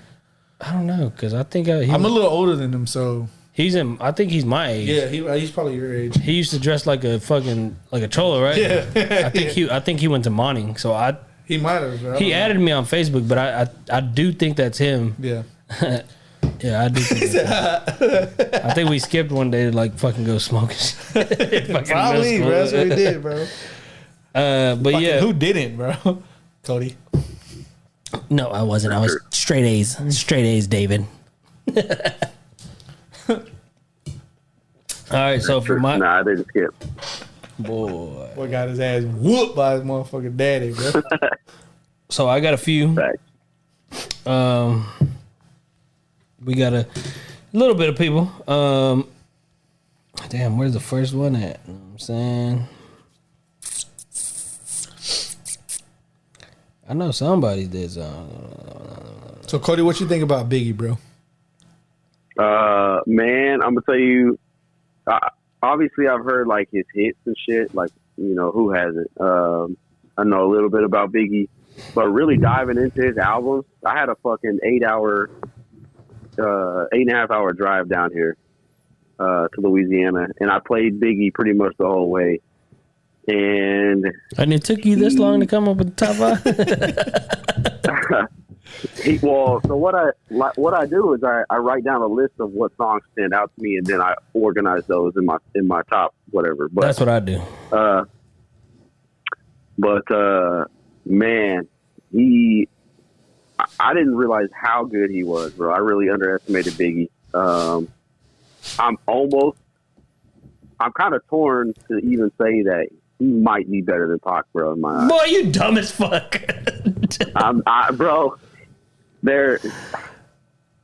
I don't know what it is, bro, but I vibe with Biggie's music more than I do Pac. I think that's really what it comes down to, because me and Brian actually had this conversation. Biggie is different. First of all, he's different from Pac. Way 100%. And they're like the opposite side of the spectrum. 100%. They really are. It really is, bro. So it's really what you vibe to. That's what you're going to get to. That's what you're going to kind of lean toward. And see, the thing is, I think I like West Coast music better, like just in general.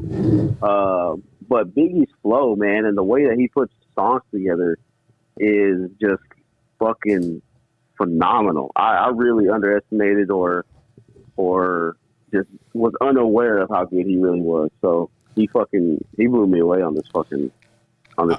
I think Biggie's the definition of really 100% truly of someone who was gone too soon. Mm-hmm. Because of the lack of material that's here on earth from him. Pac got a lot of material, a lot.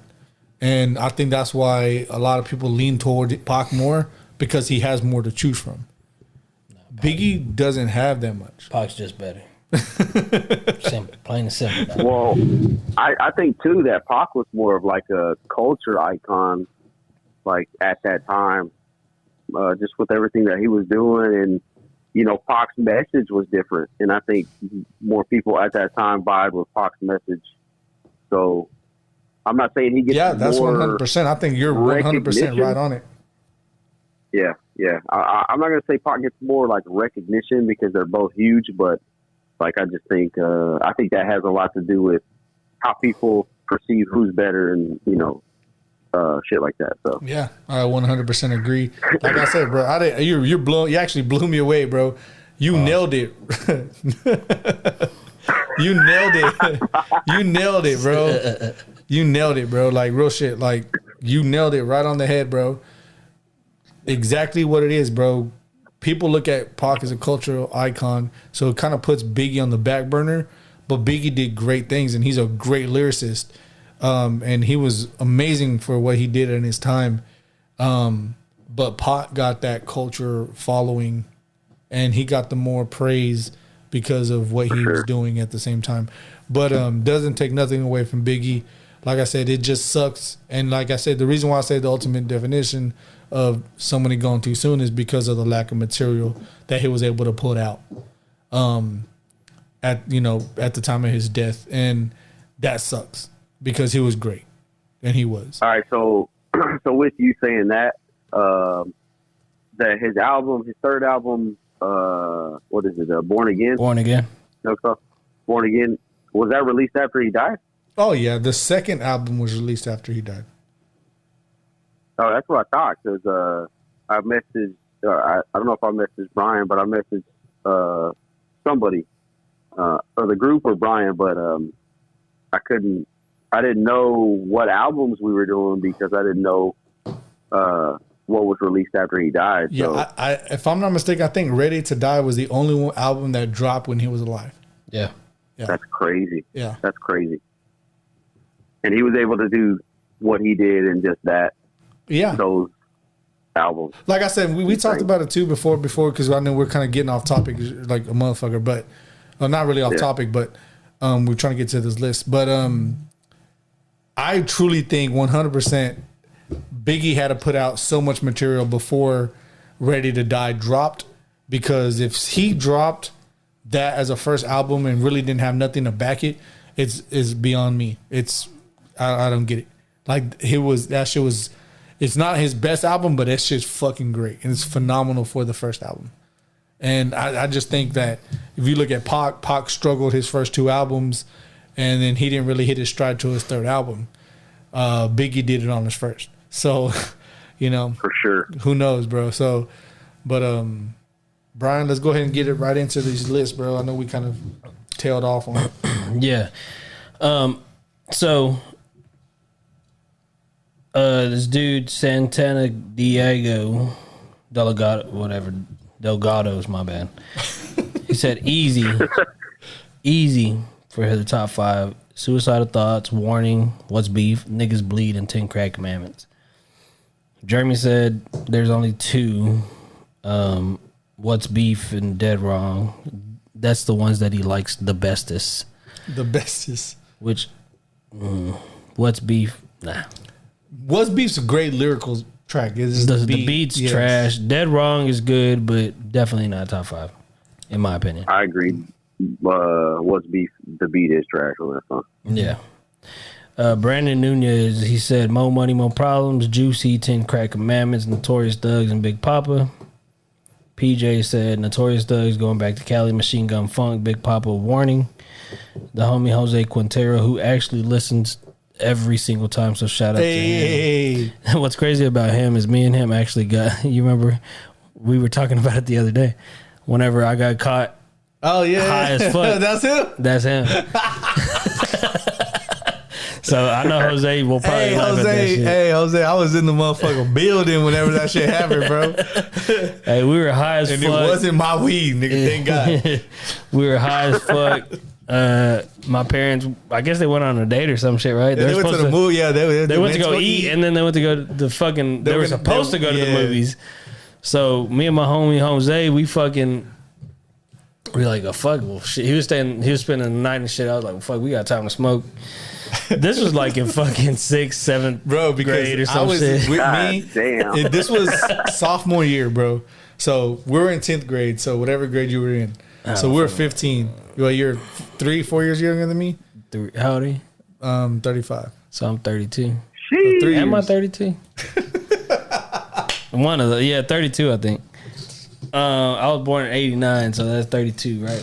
Anyways, I was in like 6th or 7th grade. You're in middle school. Yeah, so me and him, we fucking like, fuck, we got time, because like we planned it out. Like, shit, I got weed, come through, whatever.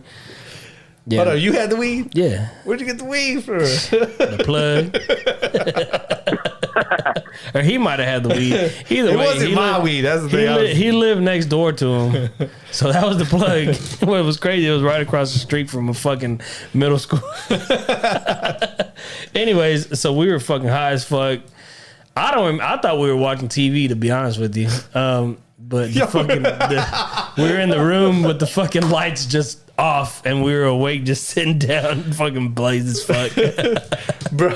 In the dark, bro. In the dark. And then I'm gonna tell you a little bit from my side, because I vaguely remember, because of course I'm with your sister, so I was there chilling with your sister, and then your parents got home. They were like, "Well, where's Brian at?" So we're like, your sister was like, "Well, I don't know. He's probably in the room." So they walk in the room, she snitched bro. On me. Because she told you where you were at. Nigga snitching. Bro, we walked to the room. The room's pitch black, bro. There's a bunk bed in there. You're sitting on the bottom bunk, bro, with your fucking elbows on your knees, bro, just zoned out, bro, in the fucking dark. And the fact that you said that you were watching, you thought you were watching TV. Oh my god, bro. I thought we had the TV on. That shit was pitch black, bro. And they were both in there. One was on, I think one was on the top bunk, one was on the bottom. I don't remember where they all were at. I just remember seeing you, bro, and your eyes were just shot, bro. And you were just sitting there with your mouth open, just hands on your fucking elbows. Cotton mouth like a motherfucker, boy. He looked like it, bro. You were just didn't know what the hell was going on, bro. That shit was so funny, bro. It's funny because we still talk about that shit every time, bro. That shit's great. That shit happened So years that's ago. him. Yeah, that's him. Oh my god. Hey, bro. so shout out to the homie Jose you, bro. Quintero. Shout out to you, Jose. Day one listener. But he said he doesn't really listen to him like that, but it's or he didn't really listen to him like that. Juicy, Big Papa, Hypnotized, Who Shot Ya, and Everyday Struggle. And the homie Michael Montoya, another nigga that I used to blaze it with. Somebody's Got to Die, Niggas Bleed, I Got a Story to Tell, One More Chance, and Juicy. And I got Ashley's list as well. I just gotta find it. But I mean, shit, I'm glad that we're doing all this shit because it takes me back to, listening to, I mean, I listen to this shit most of the time pretty much, but going back to actually listen to this shit again, like, damn, this shit's like fucking so much fun. I miss the 90s, dog. Oh, dude. I miss the Golden 90s. Era of rap, Yeah, dog. I miss that Golden shit so era much. hip hop, bro, for sure. So what's crazy about Ashley's list, you know what? I'm gonna go ahead and wait. I'll give her list before I give my list. Yeah. So who's going first? I'll go first. Let that bitch go first. Let that bitch go first. Hold on. Let me I didn't send you no honorable mentions, but I'm gonna tell you, man. I should have saved her list. The entire Life After Death album should be an honorable mention. Fuck yeah. That album's great all the way through. I'm gonna tell you though, 100%. I didn't put no main songs, none of his hits on my shit because I don't like the way he has like the chicks on the tracks and things like this, bro. Biggie, give me one more chance. I don't really like that shit. Did you send her? But he killed. Yeah, I sent it. Oh, I got it. He kills every verse on all them hits, bro. Like all of them.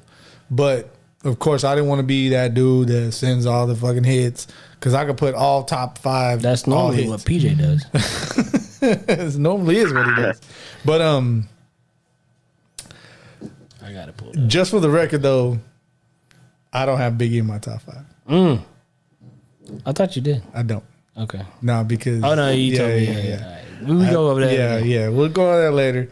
But I don't have Biggie in my top 5. And if you're curious on who's in my top 5, just holler at your boy and I'll Just tell you. wait. But yeah, let's go ahead with start out with top 5 with number 5, bro. Damn, I didn't know it was like that, bro. Of course, man. I mean, this song, bro. The way he hits this bitch, great, bro. Of course, PJ put it on his as well. I think maybe somebody else did too. Machine Gun Funk, bro. This song, it hits different, bro. That's just dope. I like the way his swagger is. I like the way he hits it. He rhymes. That's just dope to me. I love that song. Number 4 is a song. When I'm listening to it, it stands out, and it's Everyday Struggle. How he hits it, what he talks about, bro, that shit really, I just like that type of vibe shit. I really do, bro. I kind of lean toward that whenever I hear shit. I hear that, like that struggle life type shit. I fucks with that heavy. That's just dope as shit to me. Number 3 is off of that Born Again. And it's Biggie featuring Meth and Redman. It's called Rap Phenomenon. I think they just overall just killed this bitch, all of them. Fucking great track. I love it all the way through. It's just so dope. Plus one of my favorite rappers of all times on there. So number 2 though. Number 2, bro. This song, bro, I'm gonna tell you, it brought back memories like a motherfucker. My brother. Shout out to my brother. I love you, dog. Hey, shout out Adam. He showed me this song like when I was young. I didn't really know what it was. I actually forgot who actually sung this song. I don't really listen to Biggie a lot. And when I heard this shit, that shit brought back memories like a motherfucker. This Player Hater, bro. The way he hits this bitch shows the creativity and the diversity of what he can actually do as an artist. And I love it 100%. That's why this is my number 2. It would be number 1, but number 1 it has to be is The What, bro. And The What, because one of my top 5 rappers of all time, lyrically, period, is Method Man. And he kills this bitch. And them two together on the track, it goes so fucking hard. So The What, for me, is my number 1. And like I said, bro, I can listen to this shit all day on repeat. That's how great this song is to me. So that's my top 5, bro. Hey. Dope. All right, Cody. Go ahead and give your honorable mentions. All right. My honorable mentions are in no order. Brian, I'm gonna let you say that first number 15 for me. 14. Niggas bleed is his niggas bleed is his number 15. I'm gonna let you say that for me, boy. I'm about to get your ass. Why you gonna let me say it though? How you know it's okay for me to say the word? Because I drop it like you no. have you have a history. Number 14, Got a Story to Tell. 13, Juicy. Brian, you know what I love? You said no particular order, but you go 15, 14, 13. Oh, yeah. You're right. My bad. Notorious. Come On, Ready to Die. And I actually think I got this one too low, but The What? Because that is a dope that song. I mean, like I said, this is everybody's list, bro. But that song to me is. So hold on. Why are you saying that? Is that who we doing the top 5 on? Yeah. Ooh. So ooh. Okay. Hey Cody, I'm gonna tell you right now. You gotta start listening tonight, or not even tonight. Tomorrow morning, whenever you're working out. That's music to work out to. Yeah. All right, Method Man's our top 5 next week. Yes. Bet. Ooh, I love that. I'm excited because he fucking kills The What, and fuck, I just forgot what that other song you mentioned, bro. There's a lot, bro. It's countless. Yeah, bro. So I'm excited for that. But and then Last Day is my last honorable mention.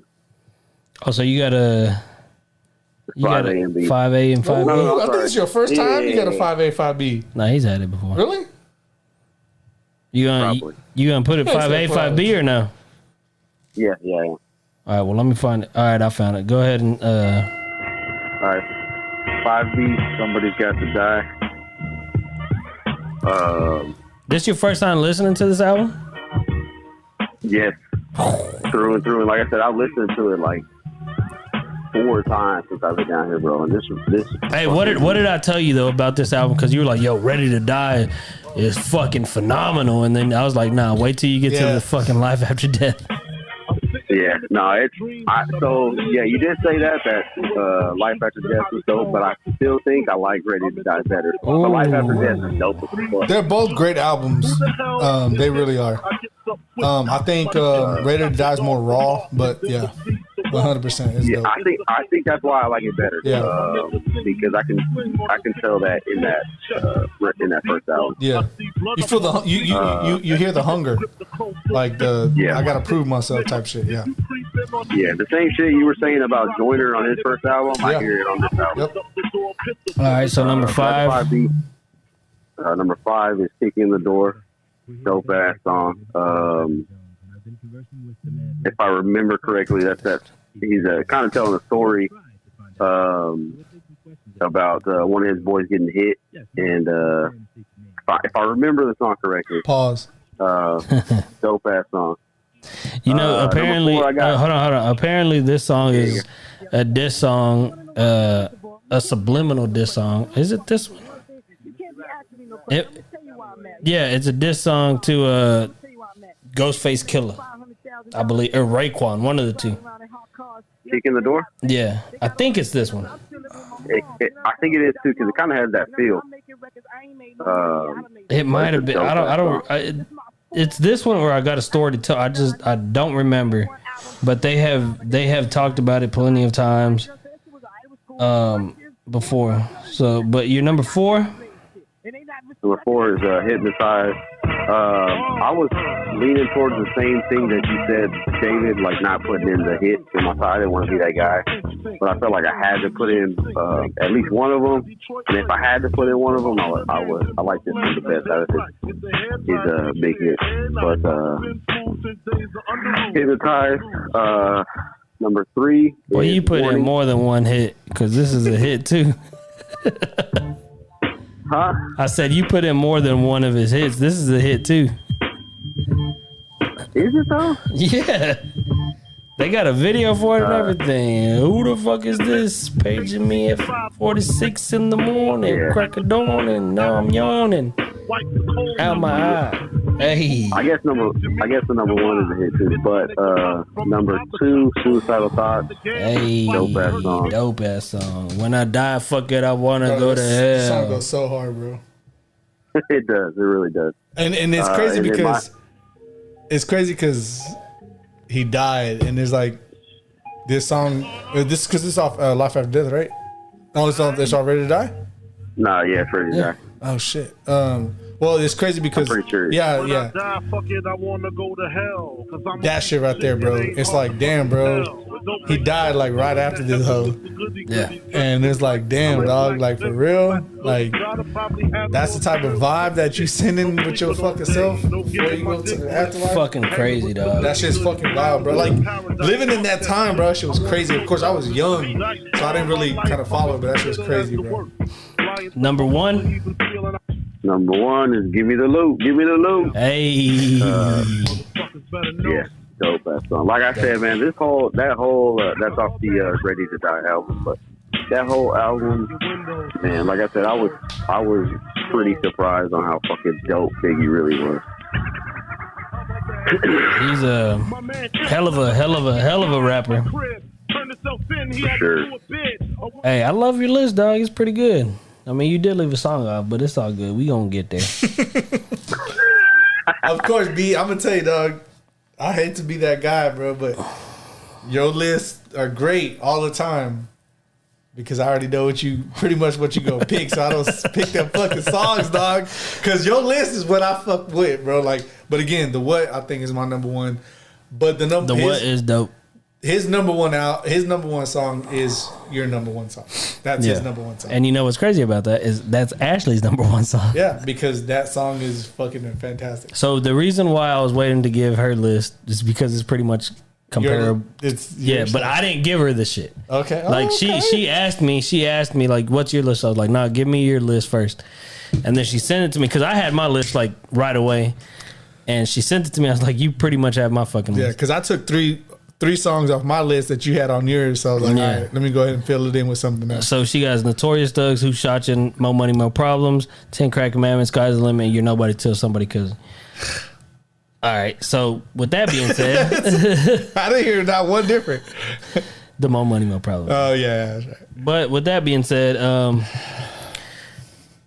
Biggie has honorable mentions. I just don't want to mention. It's like Pac, bro. Like yeah, it's exactly. I can go on and Ready on to and on. Die, fucking Life After Death, so many countless fucking hits that you could fucking put up there. Number 5, I mean, Rick Ross tried to do it, but there's just, only one could do it. Only one could do it, and it's the real Biggie that could really fucking do it. I mean, we understand that, what's his name's a fat ass, but Biggie was the real fat ass. Ricky Rose. Yeah, you know what I'm saying? You're nobody till somebody kills you. Hell of a fucking song. Last song on the Life After Death album. This song goes hard, bro, as fuck. And like I said, this is one of the ones that I pulled off mine because that song goes so fucking hard, bro. So fucking hard. Niggas in my faction don't like a question. Hey, number 4, Sky's the Limit. Baby, Hell of a fucking song, man.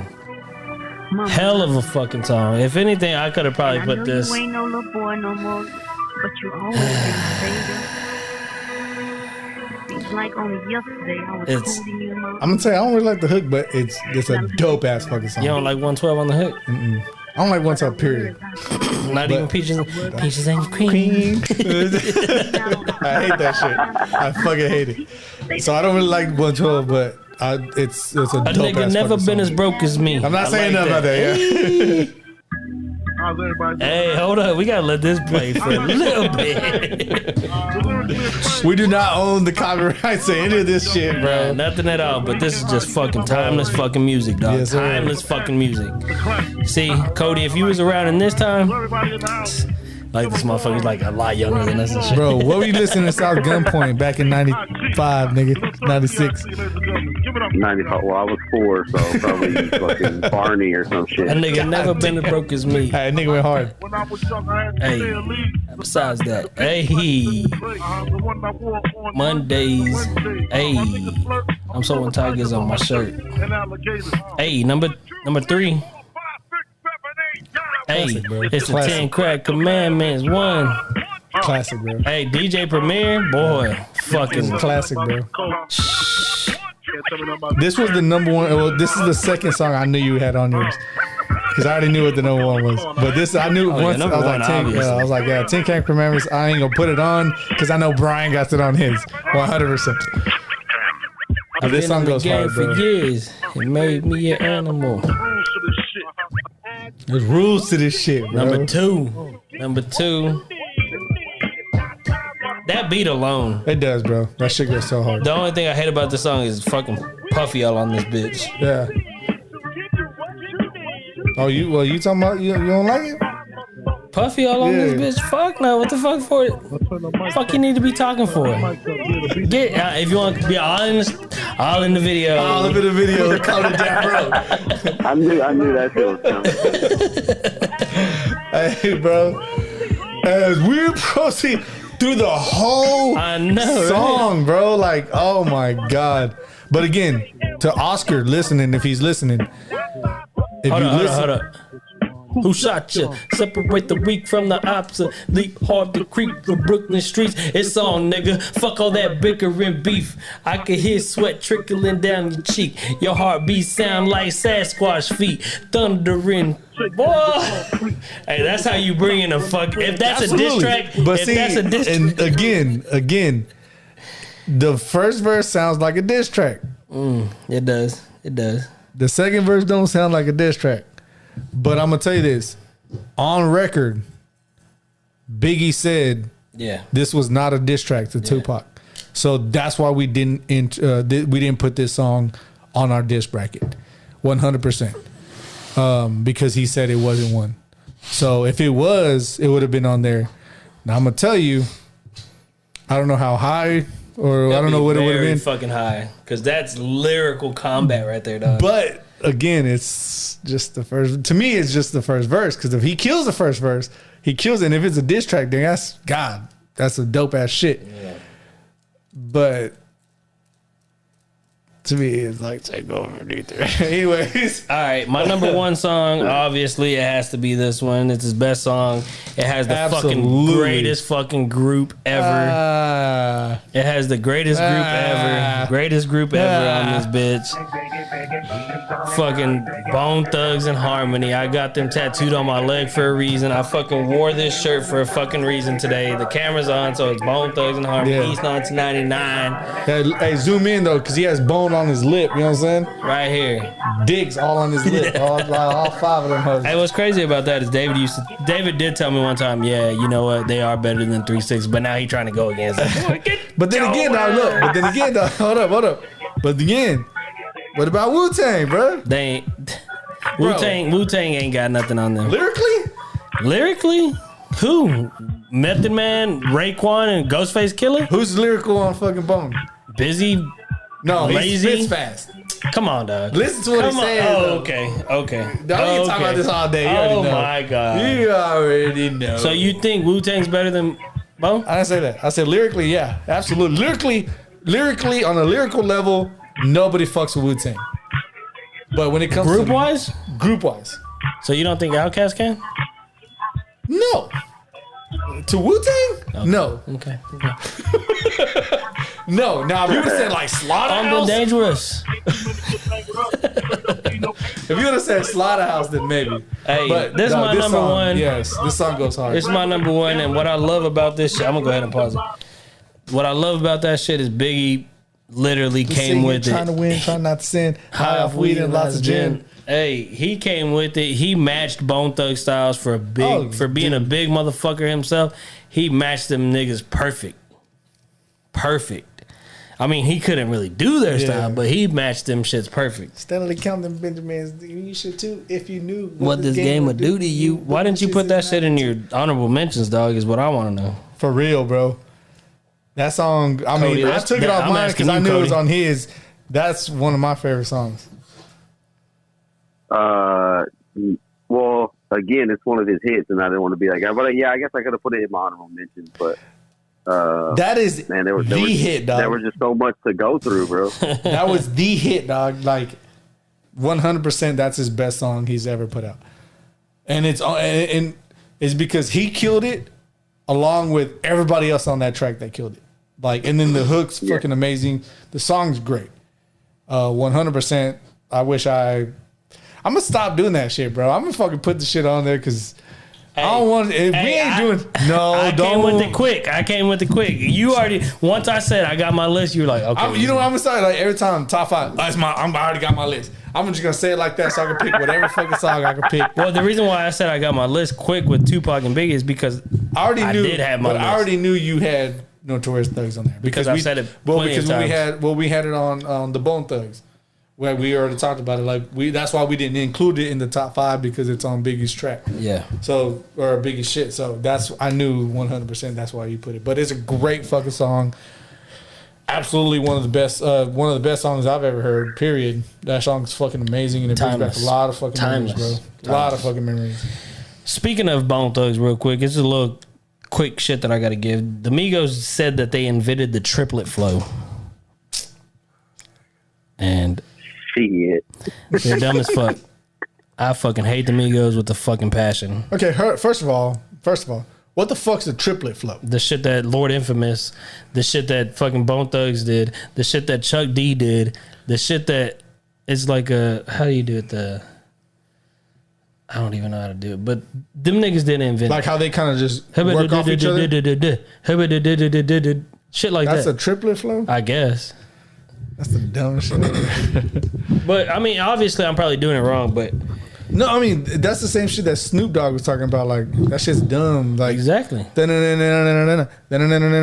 just stupid, bro. Like, that's just dumb as shit. Like, I don't like that flow. Yeah. Now, record wise, like, get your money, whatever. I don't care. Like, that's how much I think about the generation now. It's just, y'all will make anybody famous. That's facts. But, yeah, stop comparing yourself to old Give rap, respect bro. to the fucking OGs in the game. Bone Thugs, 3-6 Mafia. If anybody, those are the ones that perfected the shit. So give respect to them. Fuck the Migos with the passion. I fucking hope their next album or whatever they do flops. Dog, I fucking... Y'all don't understand. There was this one time. we definitely understand. No, there was this one time, or there was a time whenever I was in Georgetown, whenever that shit went down. Hey, shout out to Georgetown. I was over there and some dude was like, Bone Thugs was the first mumble rap group. I wanted to slap the shit out that nigga. Hey, I ride for Bone Thugs, dog. I don't fuck around. But you know, a lot of people say that shit is because they don't know what they're saying. Like, you can actually slow their shit down and you can hear them say words. These other guys are just like, you know what I'm saying? Like, you can't, you could literally slur that shit, bro. I don't know. Anyways.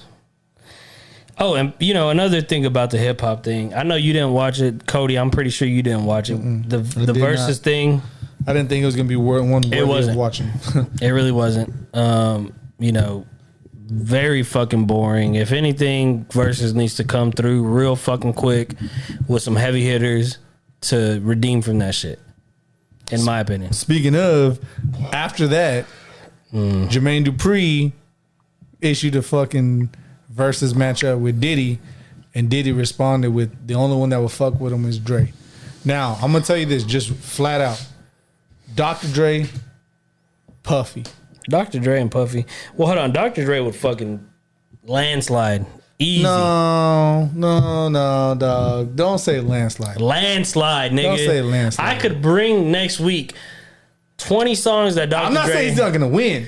I'm just 20 not gonna songs say that Dr. Dre could landslide against 20 songs from Diddy landslide. Easy. Okay, but now let me tell you though, when it comes to this versus, there's different aspects that you gotta take in. I'm not looking clearly. at hits. Okay, but that's the thing. So, but Because the producers, because Ja Rule kept saying this is about hits. The Locks made it clear that it's not about okay, hits. but now flip it on the other side. Look how fucking Manny Fresh and fucking Scott Storch did it. He put all his hits out there. They weren't fucking hip hop hits. They weren't shit that was like banging. I think they at were that point, great it was fucking hits. different. But see, because they're producers. But if they're let's say that they're doing it for every song that they've rapped on. But what do you mean? Hold on. What do you mean? Let's say you're talking about Puffy for and Puffy and, oh, okay, yeah. okay. Who would you pick? Of course, Dre. Okay, end of discussion. You can't do that. No, that's not. You can't do because first of all, Jermaine Dupri is one that issued it. So I'm guessing because he said, if it's nothing with Jermaine, fuck the Jermaine okay, Dupri. yeah, okay, but no, it has to stem from that because what he said, what Puffy said, or Diddy, whatever the fuck you want to call him, Puffy, we know him. Puff Daddy, dog, Sean Combs, Yeah, Sean.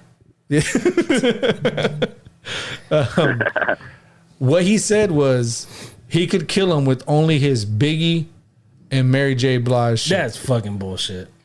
Jermaine Dupri. That's what he said. He can do that shit to Jermaine Dupri with just Biggie and Mary. That's what he said. So me thinking about that, it's only producer type shit. If it's producer, then I mean you got Then Dr. it's close. Dre. It's not a landslide. Dr. Dre will still win, I think, in my opinion. Dog, it's a landslide. It's not a landslide, because bro. if you think about it like that, like you got Fuck the Police. Bro, but you have to understand. You got Straight Outta Compton, and that's just NWA days. Yes, but you have to understand that. You got Nothing But a G Thing. But Puffy did it for fucking Maze. He did it for fucking 112. Maze, Eminem, dog, come on now. 50 Cent in the club. Game, if you want to throw the Kendrick. Come on, son. It ain't even close. You right. And then you got Eve. You right. You got Eve. Come on. It's not close my at bad, all. Bro, my not bad. Close at all. My bad. You right. That is a landslide. So, okay, speaking on that then, who was it? Was it Swiss Beats, I think, was going to do it against Dre? But, yeah, there was something like that, bro. Landslide. It's a landslide. So who would? Yeah. So go ahead. What'd you say? Go Cody? ahead, B or Cody. Go ahead and tell him. Go ahead and tell him what I'm thinking. I you're gonna say. was gonna ask. Yeah, I was gonna ask Brian who would compete well with Dre. Like who would Dre? Like who would go up against him well? Who would be a good matchup for him? Nobody. I'm being serious. Nobody. I mean, if they're going off of like Dre's songs the best that, producer ever. yes, of course. Come on, son. Okay, who would come close? Scotch Storch, I guess. That I was thinking the same shit, but he already did it. So it was like, You can do it again. Jadakiss did a versus between Fabulous and him, and then he did the Lock. Oh yeah, that's right. That's right. But see, that's different though. Is it? No, not really. Because the way they did it, no. Because, but the thing is, what about Timbaland? Landslide Dre. Come on, son. I mean, okay, Dre obviously is going to be landslide, but I think who would give him the more competition? Just Scott Storch? Diddy. I mean, if you want to be technical. So what you're saying is that Diddy's saying that the only one that's in his realm is Dre. That's not true. I think Jermaine Dupri could probably be a somewhat matchup. I mean, because you got Criss Cross, you got fucking... I mean, Criss Cross had a couple of hits. Yeah, but then you got Bow Wow. But they're great hits, though. But you got Bow Wow, you got fucking... The Brat. Come on, son. That's a good matchup. Diddy and Jermaine Dupri. Don't mention Dre, dog. Like, come on, you ain't on that level. He just wants to make it an East Coast West Coast thing. Yeah, of course. Why wouldn't he? You know what I'm saying? But yeah, I now that I think about it, bro, I agree. I think Dre's the best producer of all time. So Like, nobody could fuck with him. if you were to do a versus Cody, who would you have? You know, to come over this fucking bullshit that Fat Joe and Ja Rule did. What do you mean? Like, what are you asking me? Like, what artist Like would what? you put? What artist would you put against each other to, you know, erase this one? Oh shit.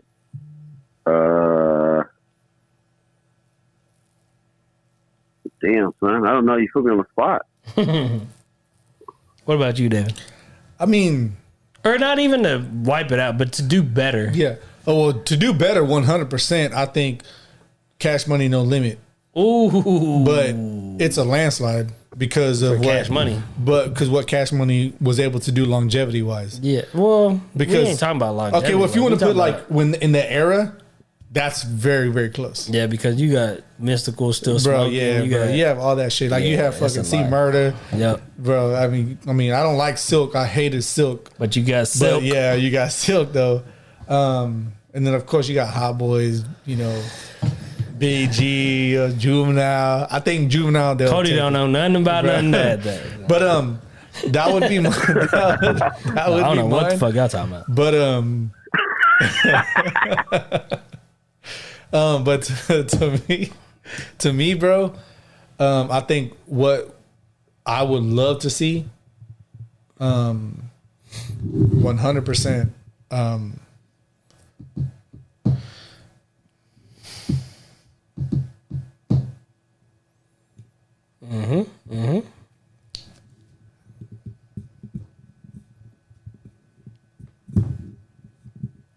Come on, son. Hold on, no. Take It's- that next time. Are you thinking, or is my shit cutting out? Nah, he's thinking. You know, whenever this nigga David thinks, he takes about 30 fucking minutes and shit. I would say I have no idea, bro. Like I'm trying to think too, and I can't think of like I would do some shit like anybody. fucking Mos Def against somebody. Cause I'm gonna tell you, dog. People underestimate Mos Def. Mos Def is lyrical than a motherfucker, bro. Yeah. Like a bitch. Yeah. And I mean, he don't put out great music, but his lyrics are fucking fire. Facts. So put him against. Talib Kweli. That's who I was. But they thinking. were in a group exactly. together, That's but why I was still. like, I don't know, but I mean, so was Method Man and Redman pretty yeah, much. exactly. And that's what I was thinking. Like too, I was like, man, well, Method and Red, you know. So would it be Mos and Talib? That'll be a good one. I mean, because I mean, like I said, I like Mos. Mine would be the one that should have been made a long ass time ago. Motherfucking Bone Thugs versus 3-6, 3-6, of or course. Bone Thugs versus Wu Tang, or Bone Thugs versus fucking any Migos. fucking group, nigga. Because the Bone Thugs is gonna play East 1999 from start to finish. Start to finish. What said start to front? Start to front, start bro. to finish, nigga. Start to finish. Hey, they play that whole thing. It's a rap. That's a rap.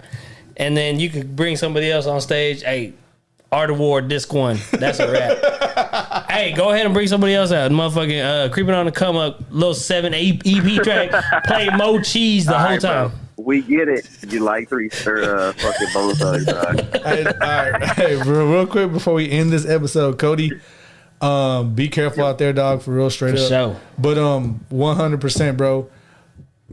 What was your go-to like music or like artist growing up?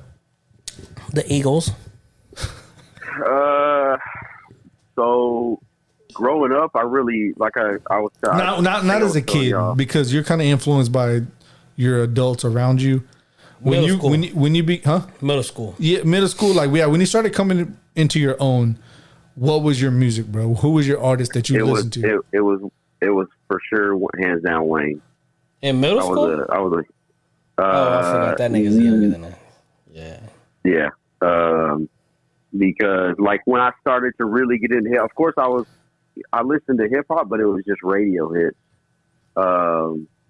And when I really started to get into hip hop, it was because of Wayne and his mixtapes, and that's when I really started to listen to the lyrics and dive deeper into what was going on. So I would have to say, hands down, Wayne. Okay. Let me ask you a question. Do you know anything about P.D. Pablo? Don't even answer that question. The fuck kind of question is that? I was thinking about, bro, like, what's one that's just gonna pop this bitch off? Hey, North Carolina, come on, bro, that shit went hard. Yeah. I mean, that's what I know about P.D. Pablo. That's all that you need. Well, Freak League, I guess. Oh yeah. That's about it, though. Yeah, bro. I know of P.D. Pablo, but those are the only pretty much songs I know. I think that's the only songs everybody knows. Yeah, that's true. Even from North Carolina. He was signed to Death Row? I heard about that. I think I do see that shit. All right, but I was Suge Knight was trying to do a Hail Marys. So for next week, top five Method Man. Mr. Meth. M-E-T-H, bro. M-E-T-H-O-D. Yes, sir. So Method Man and Redman, they were part of Wu-Tang, right? No, Redman wasn't. No, Method Man was. Yeah. Now I'm gonna ask you this, just so we can clarify. Method Man only. So no Wu-Tang. No Wu-Tang. You can't put Wu-Tang in there. Okay, Method Man, Redman. No. So just Method Man albums. Straight up Method Man album. Okay, bet. All right. Well, let me ask you this, because I was thinking about this earlier. I was going to ask you this earlier.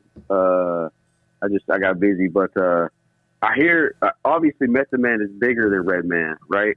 Way bigger. Okay, I guess that answers my question, because I was going to ask y'all, comparing the two, like, why don't we hear that much about Redman? Because I feel like they're all associated with each other so much. Yeah, they are. Yeah, absolutely. Method Man is just, he's just better. Like, if you want to think about it like that, bro, he's just a better artist all the way around. Like, Redman, there's nothing against Redman, because Redman goes hard. But Method Man's on a whole nother. It's like they're tiers away from each other, 100%. The thing is like they're cool together. They've worked together. Of course, they got a movie together, and they work great together. They're friends and shit. So like they get along with each other. So, and they mesh well together as far as styles and shit. So that's why a lot of people kind of compare them the two. And then plus they got Man in their shit. So a lot of people compare them because of that shit, which is stupid. But there is really no comparison between Method Man and Redman at all, as far as I think. I don't think that they compare at all to each other. But that's why they get the comparison, because of that. Yeah. Yeah, for sure. So get your study on, dog. Hey, I'm going to tell you right now, it's a whole different sound. Yeah. So, yeah, you definitely got to listen to the lyrics and shit for sure, 100%. It's a whole different sound, dog. So, yeah, next week, 100%. I don't know why the fuck I'm saying 100%, bro. That shit sounds so gay. Just like last week, you were like, I'm telling you, bro. I'm telling you, bro. Hell of a show, bro. Hell of a show tonight. Hey, I said that shit on my Facebook pretty much, but you, nigga, you said it like, bro, I can look at your Facebook post, like when people post shit, like, hell of a list, dog. I can just automatically see you saying that shit. Hey, it's the truth, though, dog. Hey, hell of a list, my nigga. Hey, hell of a top 5 that we doing next week. Yo, so top 5 Method Man, and don't forget the disc bracket. Also gonna do the disc bracket. We're gonna drop the next fucking round, or the next matchups for the first round next week. And we will give the winners. And we are gonna give the winners, man. So of course, always feedback, interaction, everything. Give us topics, all the whole 9, bro. Share our shit, for sure. Like our shit, listen, subscribe, support it, do it all, bro. All that shit, you know what I'm saying? Yo. So then, hey, I'm looking at Method Man's discography right now, Spotify, bruh. Are these really all his albums or what? Hey, get to work, bro. Hold on. Get to Let me. Okay, we got. So what about Wu Massacre? Is that his album or is that Wu Tang album? Which one are you talking about? Wu Massacre. Nah, you could skip over that one. Yeah. So you're gonna listen to Cal 2000, Cal the prequel 421 the day after. I mean, you could listen to Cal Deluxe Edition, then the other one, Meth Lab and the Meth Lab Session 2. God damn. All right, what about the Black or Blackout? No. All right. So yeah, man. So get ready, bro. I'm excited like a motherfucker. But yeah, man. Again, support our shit, like our shit, subscribe, share, do the whole thing. Till then, bro, Ramblin Mob, we out this bitch. Hey, for sure. Speed's what we need.